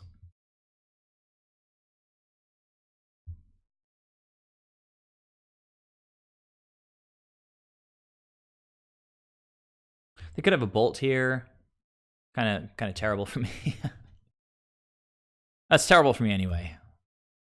Yeah, didn't get there. All right, opponent gets Titan, and we can blow up Titan, and we can blow up. Well, we don't even have green in addition to the black because of how I've had to get my lands here.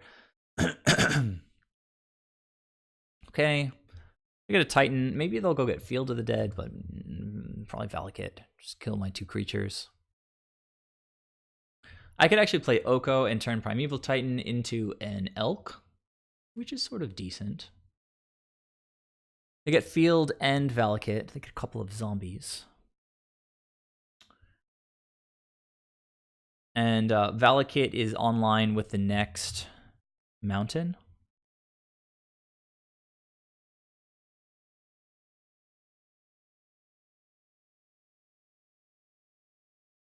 Oh, man. So what? I still can't play. I could play the Breeding Pool untapped and play a Siege Rhino, but then the opponent gets in with Primeval Titan, and that's not very good. If I play a basic, then my Ice Fangs get Death Touch, which is something. Could also play out another Coatl and get Death Touch, but then let's see, green and blue. I don't even have the mana to do like Coatl plus Trophy because of this basic planes. I guess I'll play this tapped and just play Oko. We're super dead. You know what? I should have played it. Supposed to play out the swamp. I wanted to give these guys Death Touch, but if it's just an Elk, it's not really the end of the world right now. Although the end of the world was like 3 turns ago, I think. We've got some nice sideboard stuff, but this game is not going how we wanted it to.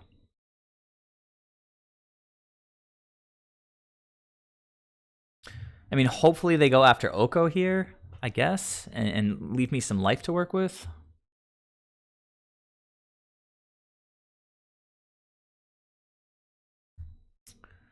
That will get a land, which can kill some stuff.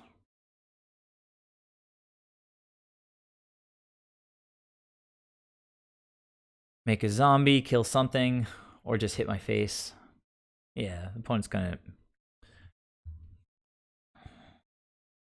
And then, if they go after Oko, I just let it go.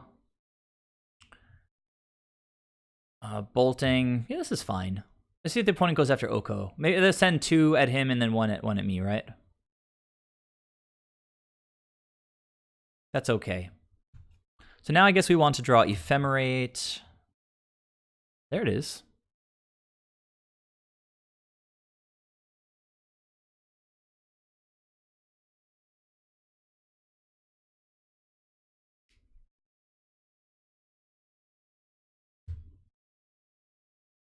Can I win this game on the back of Siege Rhinos?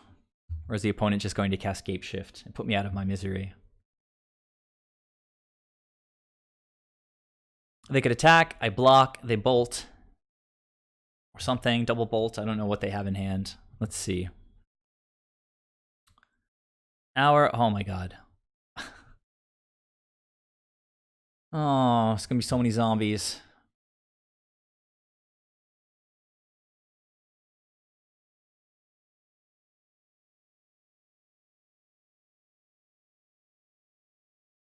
Are they gonna throw both of these triggers at... Yeah, I like it. I love it, actually.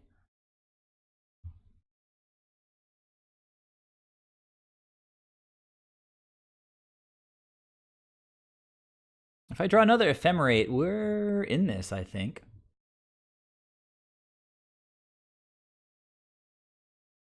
Attack. Shit, they kind of have to attack, right? I don't even know. Wow, I'm kind of turning this around. I have an Eternal Witness. Soulherder, maybe? Teferi? Teferi doesn't really do anything.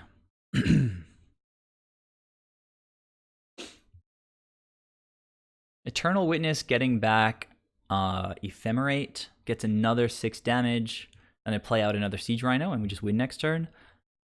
Alternatively, I could play out a Siege Rhino now. You know what? I kind of like Eternal Witness, and then if they go for that double trigger thing again, I can just Ephemerate in response to that. So...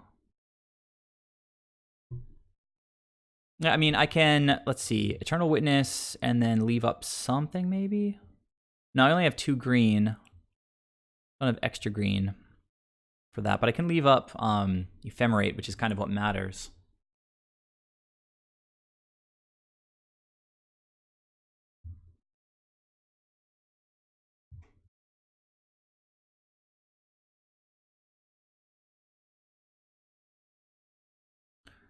All right. Kind of hanging in here. Sort of, kind of. Not really, I guess. Opponent knows I have Ephemerate now, which makes it a little bit rougher. If I don't get this Ephemerate off, you know what? If they go for like double trigger on Siege Rhino, maybe I just let it resolve and I like Ephemerate Eternal Witness. Oh, they're just going to combat. This is cool. So maybe I just do this now, right? They're attacking with a lot. And maybe they're just going to cast Scape Shift, but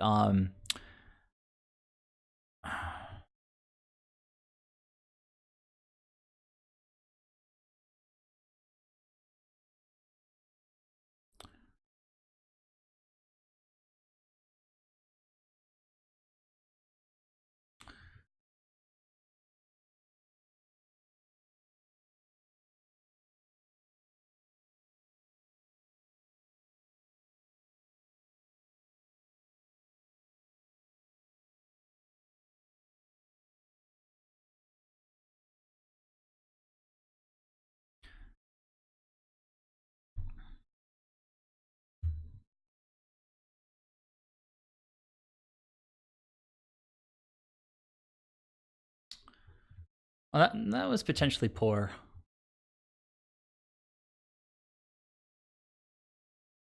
I just lost some points on that one.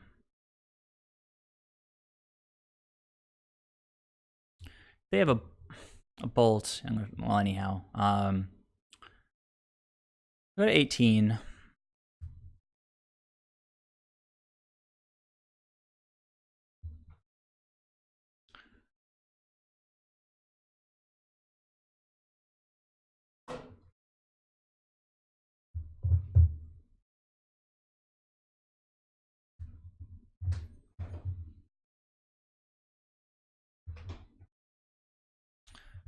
They could blank. They could kill. Oh, they're going to kill the Siege Rhino. That stinks. There's no Ephemerate, but I can flash in the Coatl, which is something. If I draw land, I can play out another Siege Rhino. I blocked with the Witness. I was just being overly conservative. I'm going to lose this after getting so close.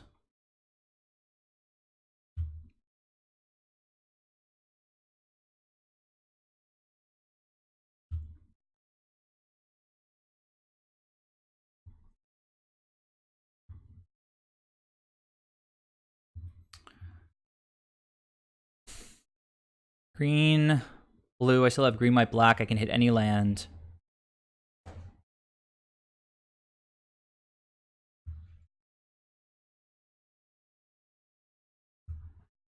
Yeah, I played that wrong. I feel dumb.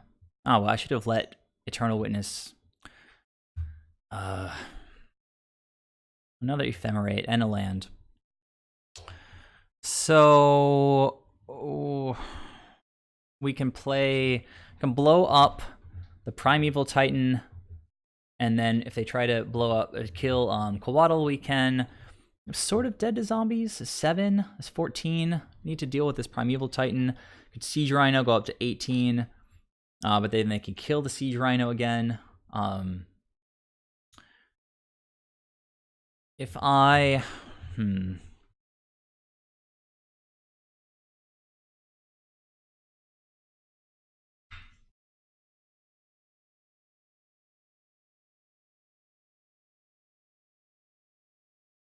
Yeah, they've got too many triggers now. I can't let them get triggers. I mean, it's terrible because I kill the Primeval Titan, they get a mountain. They may be out of mountains, but I doubt it. They get 3 triggers. They throw 2 at me. I go down to 9. And then block 2 of these guys, take 5. Sort of terrible. I mean, this is so close. Play the Siege Rhino. I can't let Primeval Titan get 2 lands. Doesn't seem good. I could play Wall of Blossoms and then draw something.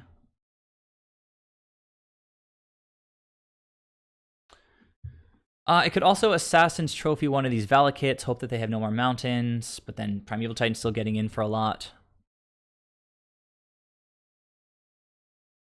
Siege Rhino puts me up to 17. But then this guy just gets in. Green, black, green, white. I'm going to trophy the Primeval Titan. Now, I guess.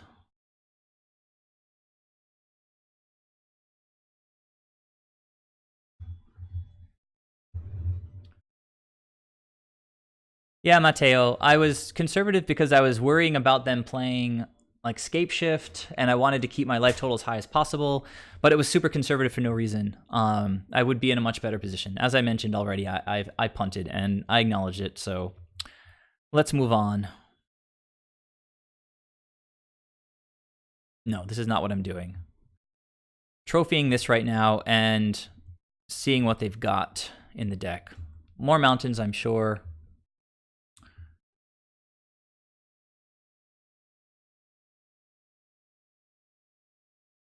Yeah, so they have a mountain. They get a bunch of triggers. Now I can ephemerate this and draw another card. It's going 1 at Coatl. I could do that, draw another card, hit like a goose to have another blocker. I think that's probably the only way out. Oh, but they're getting another zombie right now. Ugh, I should have done this on the opponent's upkeep. I'm just conceding here, guys. I lost the game.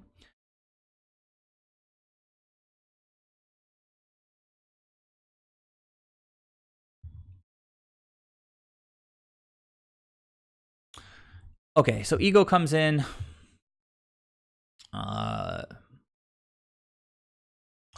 Winds of Abandon comes in. Disdainful Strokes come in. Thoughtseize comes in. Oh, why did I block with the Witness? That's so stupid. It's just, it was loose.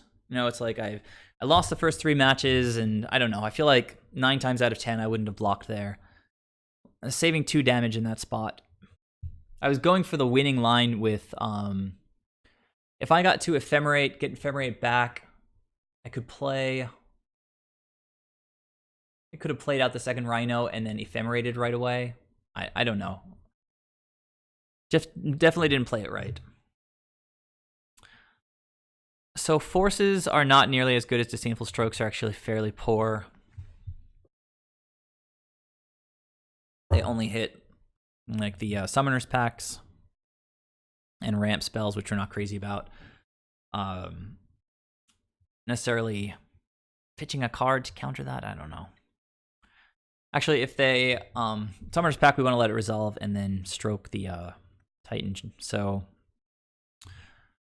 what's bad in this matchup? Oko's actually decent. Teferi's not amazing. Everything's like main phased.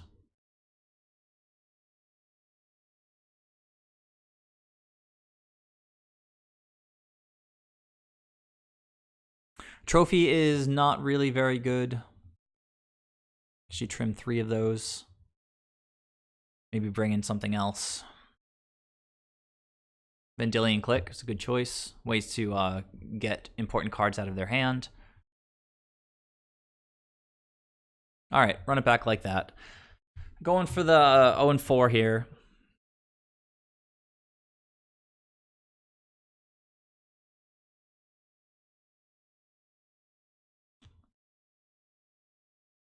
This gets black. Yeah, this is a keep. This is such a sideboard card. Heavy hand. Hey, peripheral. Things are going poorly. So we can go get green-black right now. Just Thoughtseize. And then it's going pretty poorly. The games have been fun. It's always fun. That's kind of why I play this deck.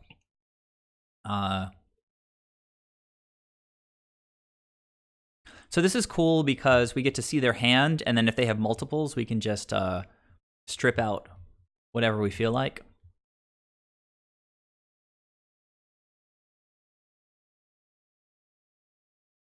All right. So this is interesting. Prismatic Omen is actually a pain in the butt. They don't have any of their sort of bomb spells yet, so Summoner's Pact gets nothing important if I Unmoored Ego the Titan. So I guess I take out Tracker here.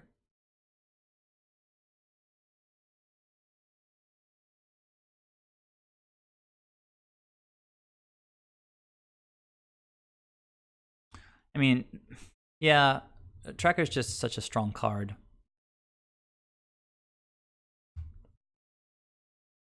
So now a 2-drop would be really good, like any snake, and then we follow up with Unmoored Ego.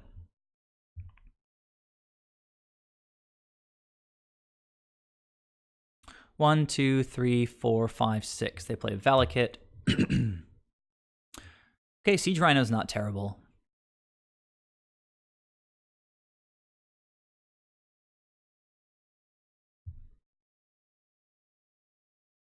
We can actually take Field of the Dead if we feel like it from their hand. It's kind of an interesting choice. Takes a card out of their hand and get sort of one of their win conditions. They're going to play Sakura or Omen here. Sakura, I'm sure. They found a forest, or maybe I saw that, so we knew about the forest. Okay, so if we want to, we can take Field of the Dead. They're going to have 4 mana next turn. Nothing that crazy.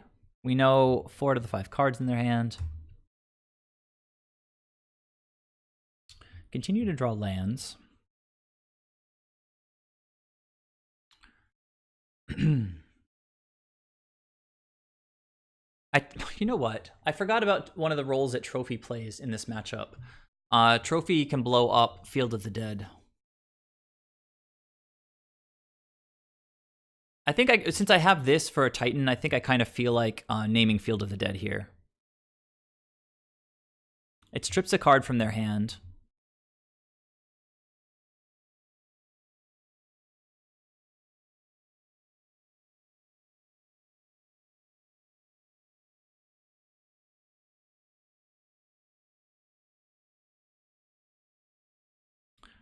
They're pretty far from Titan. Ish. Although taking Titan makes Summoner's Pact pretty terrible. Field of the Dead is a legit win condition, and I have no answer to it, actually, so... let's take Field of the Dead. Remember, we have a counterspell for Titans. Alright, so there's one in their hand. We're going to take that and see the other 4 cards that we already know about. Oh no, there's a snow-covered mountain in there. So take that field, and let's see. They have 3 scape shifts. That's something to worry about. And not too much else. A few Veils of Summer. I'm lost in this league anyway, so I'm not going to like screenshot their deck. Just prime times and scape shifts. Okay, so opponent drew a card there. We knew they had a mountain. For some reason, it doesn't reveal their hand again, even though we got to see it. Some cards show up here in the revealed cards. Fiction like Thoughtseize makes them show up, but Unmoored Ego doesn't keep them shown for you here. Now, Prismatic Omen makes it 1 card easier, I think, for them, 1 land easier for them to sooner to just lethal scape shift. They have a Foothills in hand, at least. Yeah. And now I guess we can go... We can just play a Rhino here, I guess. Black, green, white.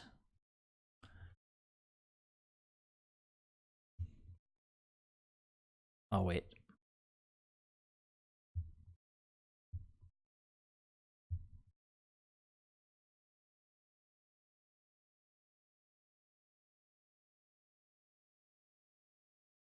And then for the rest of the game, we can just hold... Well, they already have a Valakut out on the table. So naming Valakut wouldn't be the best idea. All right, so we get to Disdainful Stroke. So Ephemerate would be great here. Soul Herder would be really good here. Land is just stupid here. Play this one tapped, I guess. All right, we need something to back up this Siege Rhino. They get to go for Summoner's Pact, and then if they don't have a Titan in hand, they can get a Titan, and then we counter the Titan, and that's amazing because then they have to pay for the Summoner's Pact anyway. Although they could have Veil, but they're not going to have enough mana for that if they do play a land this turn. So, I mean, like, Witness is good in this spot because it just loops Disdainful Strokes. Oh, interesting. They've got Valakut online already. Because of Prismatic Omen. Yeah, that's actually pretty rough. All their lands are mountains.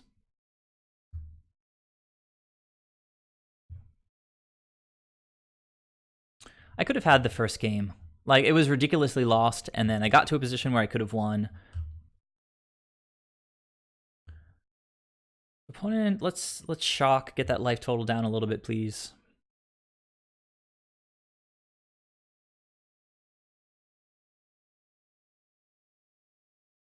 If they play Hour of Promise,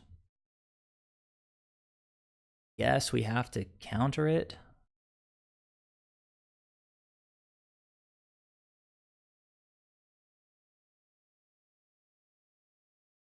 Maybe not. Come on, tap that last land.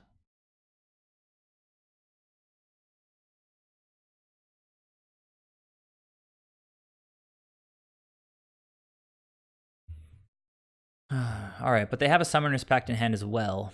So we need to draw like a Witness. Oh, Scape Shift. That's interesting. So they're gonna have Veil, and they're just gonna win. That's how this matchup goes. Good game, opponent. Yep.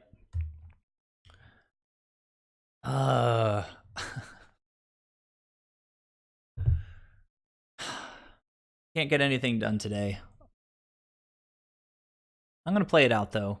I don't think I get anything for one win in these leagues now.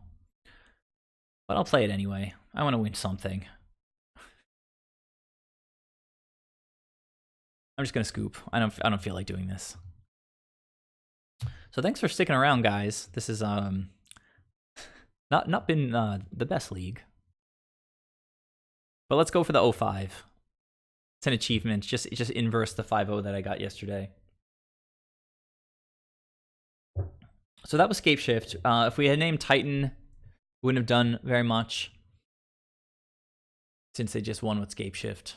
We had the counterspell, but we had Thoughtseize, Unmoored Ego,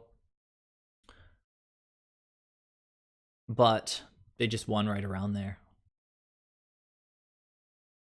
It's possible I should have taken Prismatic Omen rather than Tracker. Because Prismatic Omen just turns all their forests into mountains and just gets Valakut online that much faster. Peripheral, I mean, I've used Veil of Summer a few times. I mean, more than a few times, and I've played against it a few times. I don't jam leagues like all day, every day, so I don't feel like I'm in a position to say whether it should be banned or not. I don't know like how dominant it is in the format. But it's pretty broken. The effect is super strong. It's nice that you can have a spell that effectively, well, green decks can like counter things like Thoughtseize. Like I like that dynamic. But green decks being able to counter spells, like I don't like that as much. For it to be so cheap for green decks to just basically run sort of like running Mental Misstep, right? It's just, or I mean, which is to say it's a 1-drop counterspell that's like ban level, like power level. I know it's like Cryptic Command for 1 mana. That's what everybody says. So hopefully we just get paired against the worst Magic player in the world and we get to win something. But as I said, I don't think I get anything for just getting 1 win. I'm just playing Magic for fun, just to entertain you guys. If any of you guys following are not subscribed or anything yet, you might want to consider doing that. I think it's like $5 a month. If you have Amazon Prime, you can do it for free. If you don't know how to do that, you can ask me on the Discord. Amazon Prime does get you a free subscription. And you can throw that my way if you feel like it. Opponent's mulliganing, we're going to keep. It's just green, blue, white. Ice Fang will have Death Touch right away, but we don't have the most flexible mana situation. So against Burn, we have 2 fetch lands here. Hopefully this guy gives me like a basic forest or something.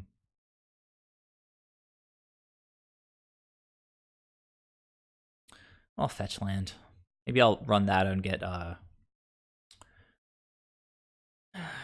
like getting the Death Touch on sooner rather than later, so I'll just go get a basic on this turn. Wow. So I'm actually going to have to discard. The deck is well, I get this, flash that in. It's still not going to have Death Touch yet. I flash in 2 of them. A Searing Blaze. Whatever, I'm getting basics. I might need, maybe that was wrong. I should have thought for 1 more second. I think getting like green-blue was correct there, because then I could run out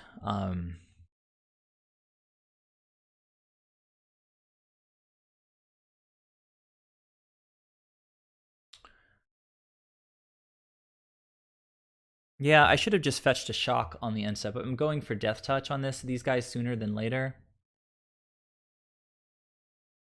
All right, well, that's actually interesting. Now I know to get an island.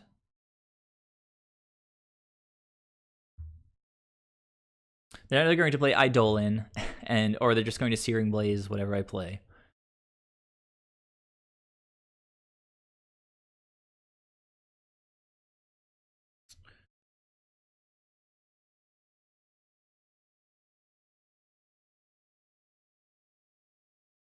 The lands, the hits just keep on coming, and I have to discard again.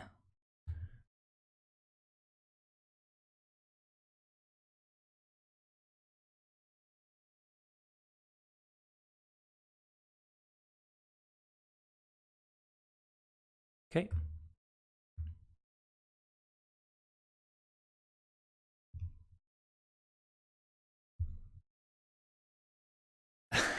It's not. It's not. It's fun though, honestly. Like I'm not having a bad time at all.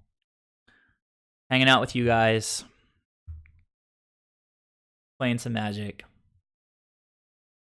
drawing some cards. Siege Rhino, eh? We've got just the lands for that.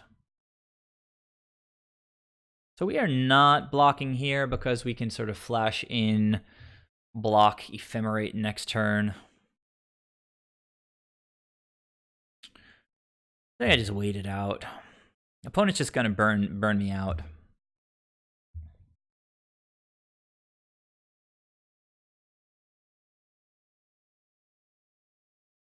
Okay, a double Rift Bolt. Okay, Lava Spike. It's got a Rift Bolt on suspend. Something to think about.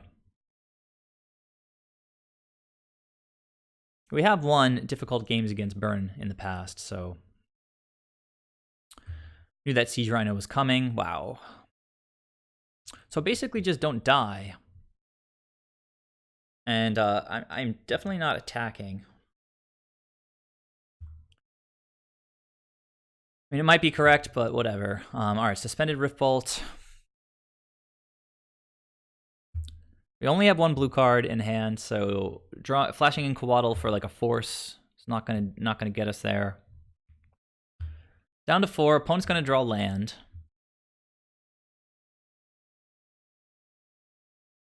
Okay, so you see not attacking, pretty smart, right?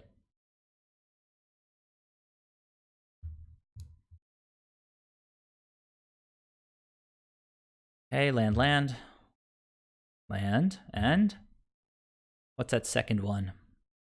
Third Siege, Soulherder, huh? So what is the opponent going to do here? I think they're just sitting on...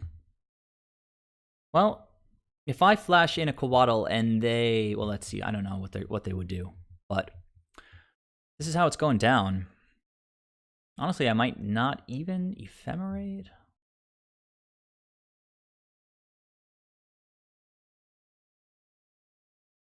All right.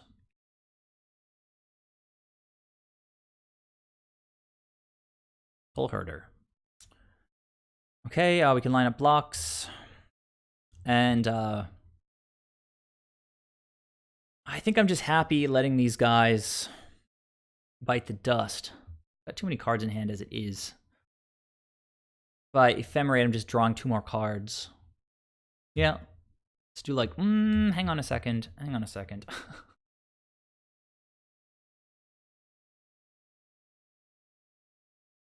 Got 2 Siege Rhinos. 2 Siege Rhinos. 2 Siege Rhinos.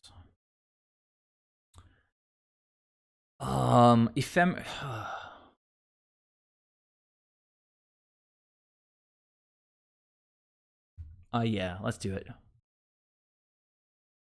Oh, come on, Boros Charm. Don't say that. Don't say Boros Charm. Okay. Well, they could still Boros Charm you next turn, so you still got a chance, Peripheral. Let's go, Siege Rhino. Let's go.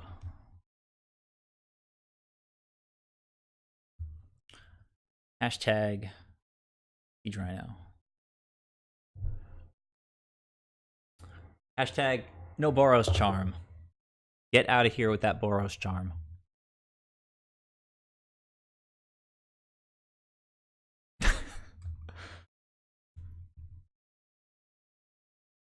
Are we gonna win this game, guys? Are we gonna seriously win this game? They got no cards in hand.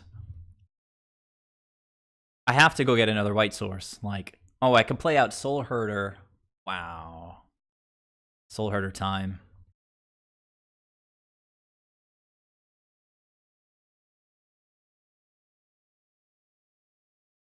How you like them apples, opponent? How you like them apples? Going down to 1.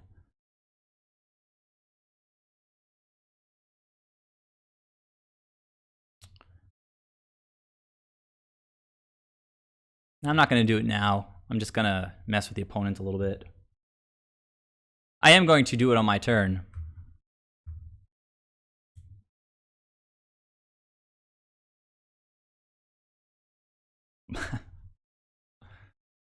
Opponent's thinking, what's this guy doing? Going down to 1. This is what I'm doing.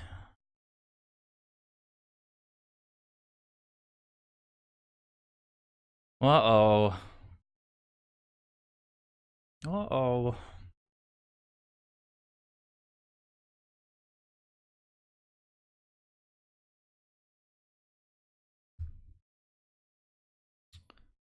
Yeah, well, this is one for the record books. We have the most ridiculous games against Burn. What are you doing, opponent? I'm gonna wait a second for that.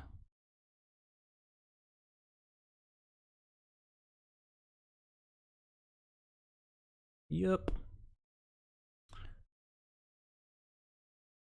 Alright, so we go up to 7. Don't think the opponent has outs at this point.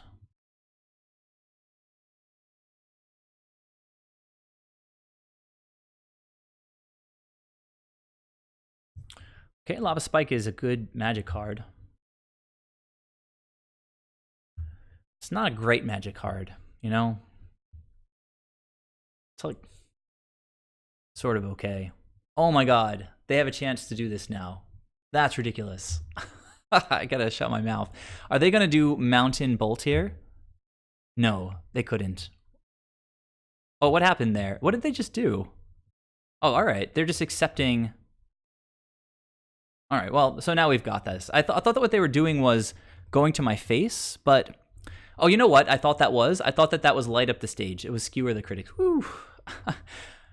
Light Up the Stage they couldn't have cast, or could they have? Because they did damage to me. So then they Light Up the Stage, hit Mountain, Lightning Bolt. But Light Up the Stage, no, still it's not enough because they're not doing damage to me in that case. All right, well, we got it. So yeah, just either, we have any number of paths to victory here, but we got there. That was a ridiculous game. Oh man, you guys spam some emotes.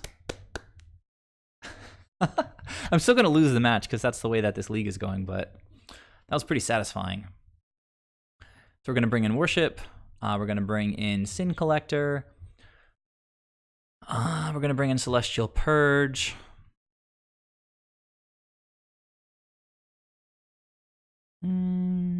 Anything else?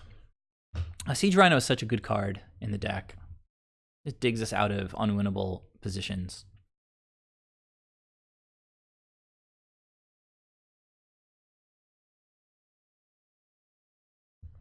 That's not the emote I was talking about. That looks like there we go. Cats with sunglasses. That's more like it. Thank you. What am I trimming here? Soul Herder, a little fragile to burn, but let's see. We do want answers to Eidolon, so Assassin's Trophy not terrible, but they don't have a lot of stuff that we want to remove necessarily. So I could trim one of those, I guess. Teferi's not the best against burn. I guess I can board out those guys. I just run it back.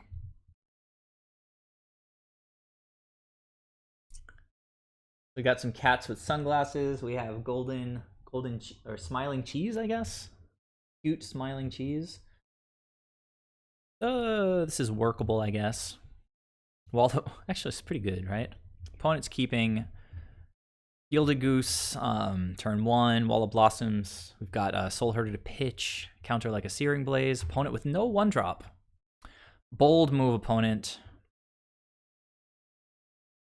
More green spells or blue spells to pitch. Well, Gilded Goose hooks it up with food, even if it gets removed. I imagine the opponent's keeping on the strength of like Eidolon. Or maybe they're just going to crack this and then bolt me on their end step. That's fine too, right? Maybe they'll bolt the bird. That's been said to be the good line. Oh, that was not a cheesy win. That's pretty unfair, man. Like if Burn won that one, that would have been a cheesy win. Just like lightning bolt, lightning bolt, lightning bolt. Okay. What are you doing with that mountain there? Nothing. Absolutely nothing. Got the opponent shaking in his boots. Eidolon means nothing to me. A Searing Blaze means a little bit more, but I'm just going to counter that. So it's not that bad. We're going to pitch this because Soul Herder actually is pretty good. Uh-oh, opponent. Countering your good spells. Go play Soul Herder now. Try to backfoot the opponent a little bit. I have not seen Nikachu's burn impression. Though Nikachu does get like pretty funny when he gets excited on his streams, like when he starts swearing. One of the funniest things I've ever seen from him was when he was talking about when Wizards shipped out the foil sheets after there was some like online ordering debacle. They shipped all the the foiled sheets and they got all crumpled up. And he made like a sort of a mock video, a video mocking that situation where like, if you haven't seen it, I'll show you a link after this. So maybe we run Wall of Blossoms out now, and then Soul Herder. Maybe the opponent taps out. Kind of like doing that.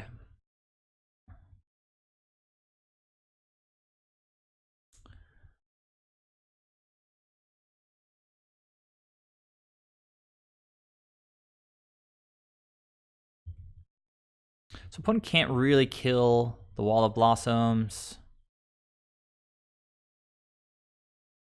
easily. They can't kill it easily. How do I have more time than the opponent? They're literally playing burn. I could attack with the goose to send a message, but I think I'll pass. Sin Collector with Soul Herder is pretty cool, but they could just burn him, I guess. But based on their performance so far, I expect them just to tap out for like Rift Bolt here.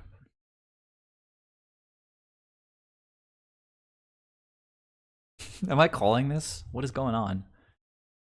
You got it, opponent.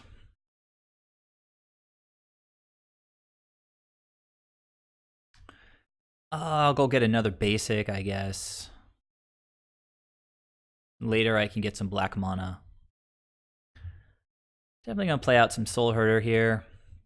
Blink the Wall of Blossoms. Just having kind of a peaceful match. Hurting some souls. Playing walls against burn. Walls and food. Yeah, I mean, Peripheral, grab me a link and get it to me in the Discord. I want to see the burn impression.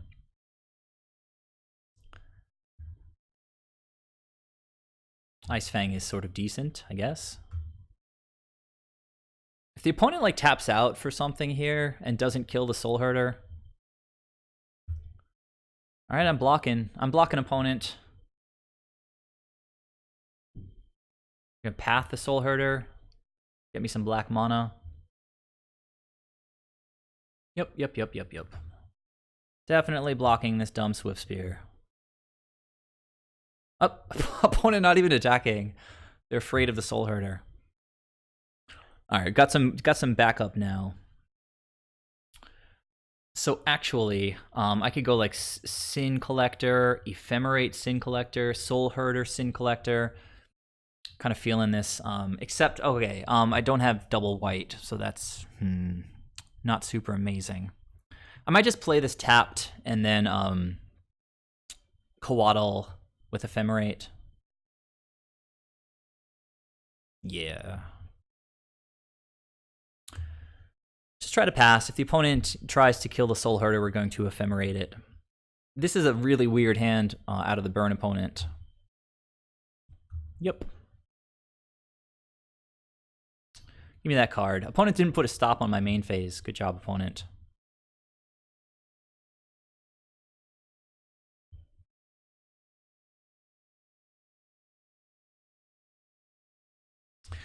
This is like, I don't want to rag on this guy. He beat me in game 1 pretty easily, but this is the kind of opponent you play in the 04 bracket. letting Soul Herder go to the end step when you have a path in hand.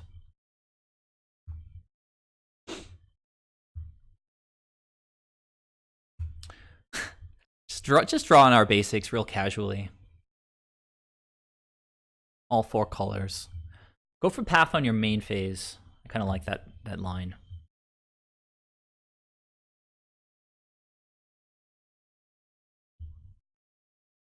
Opponent not attacking. This wall is the best thing in the world.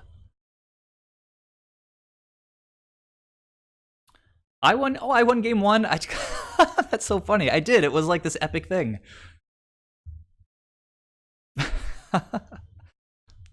You guys are just watching me spiral into madness here.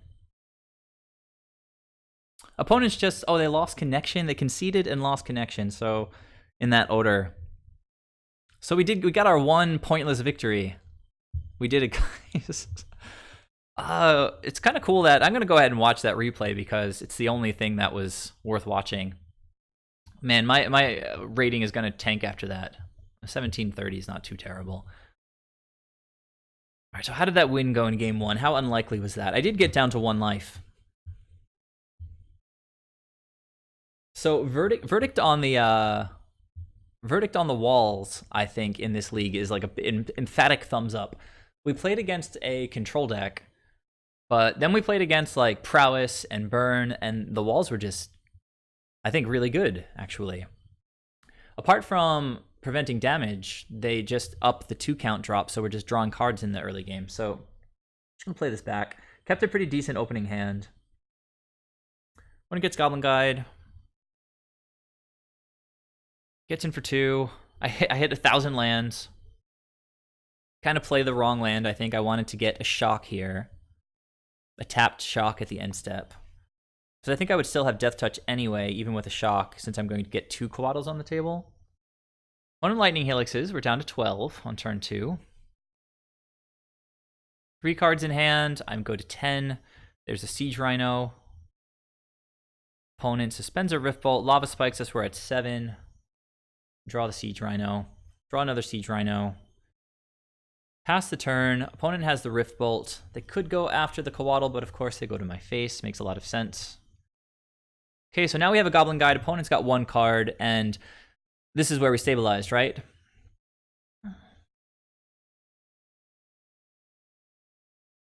Drew a land, and then saw something else on top. Flash this guy in. Just going to trade with both of these guys. Draw the Soul Herder that we just saw off of a Goblin Guide. All right, and then it was just Siege Rhino time, right? Bolts me down to 1.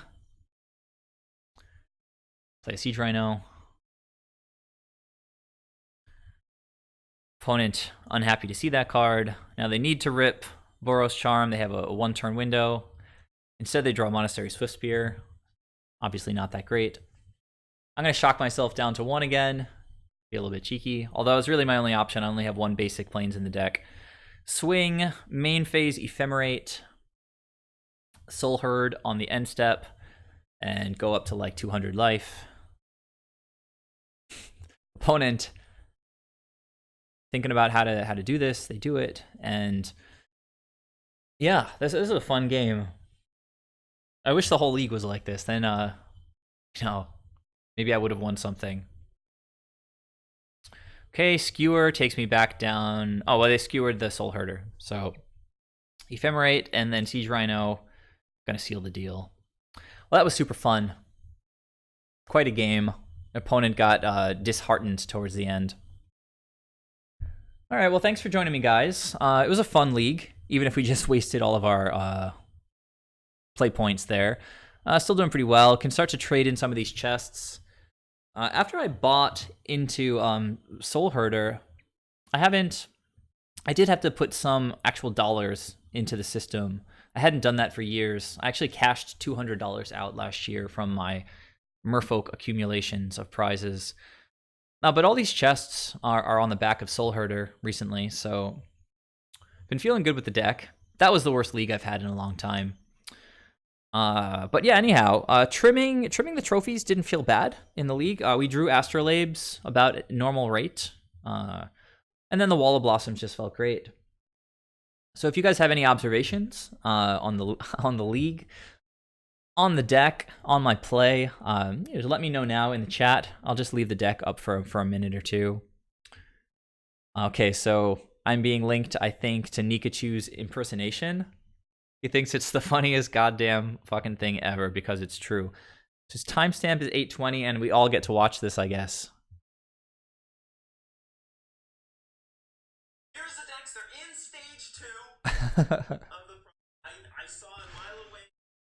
All right, let's check it out. Go to school, pray to multiples of, and from there you. I've always looked at Burn like this caveman deck.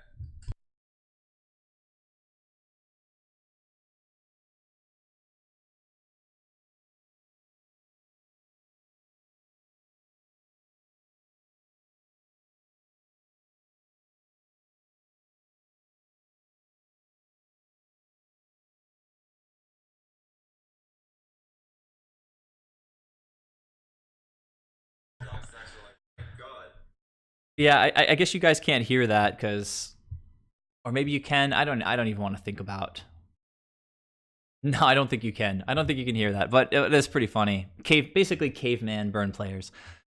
Well, again, thanks for tuning in, guys. If you haven't subscribed and you enjoy my channel, again, I encourage you to do that. It's $5 a month. I've been streaming, two or more hours every Monday, and starting in the new year, I'm going to have probably 2 days a week, pretty consistent. I think I've done at least 2, if not 3, streams this week. Well, in the last week or so, in the last 7 days. So,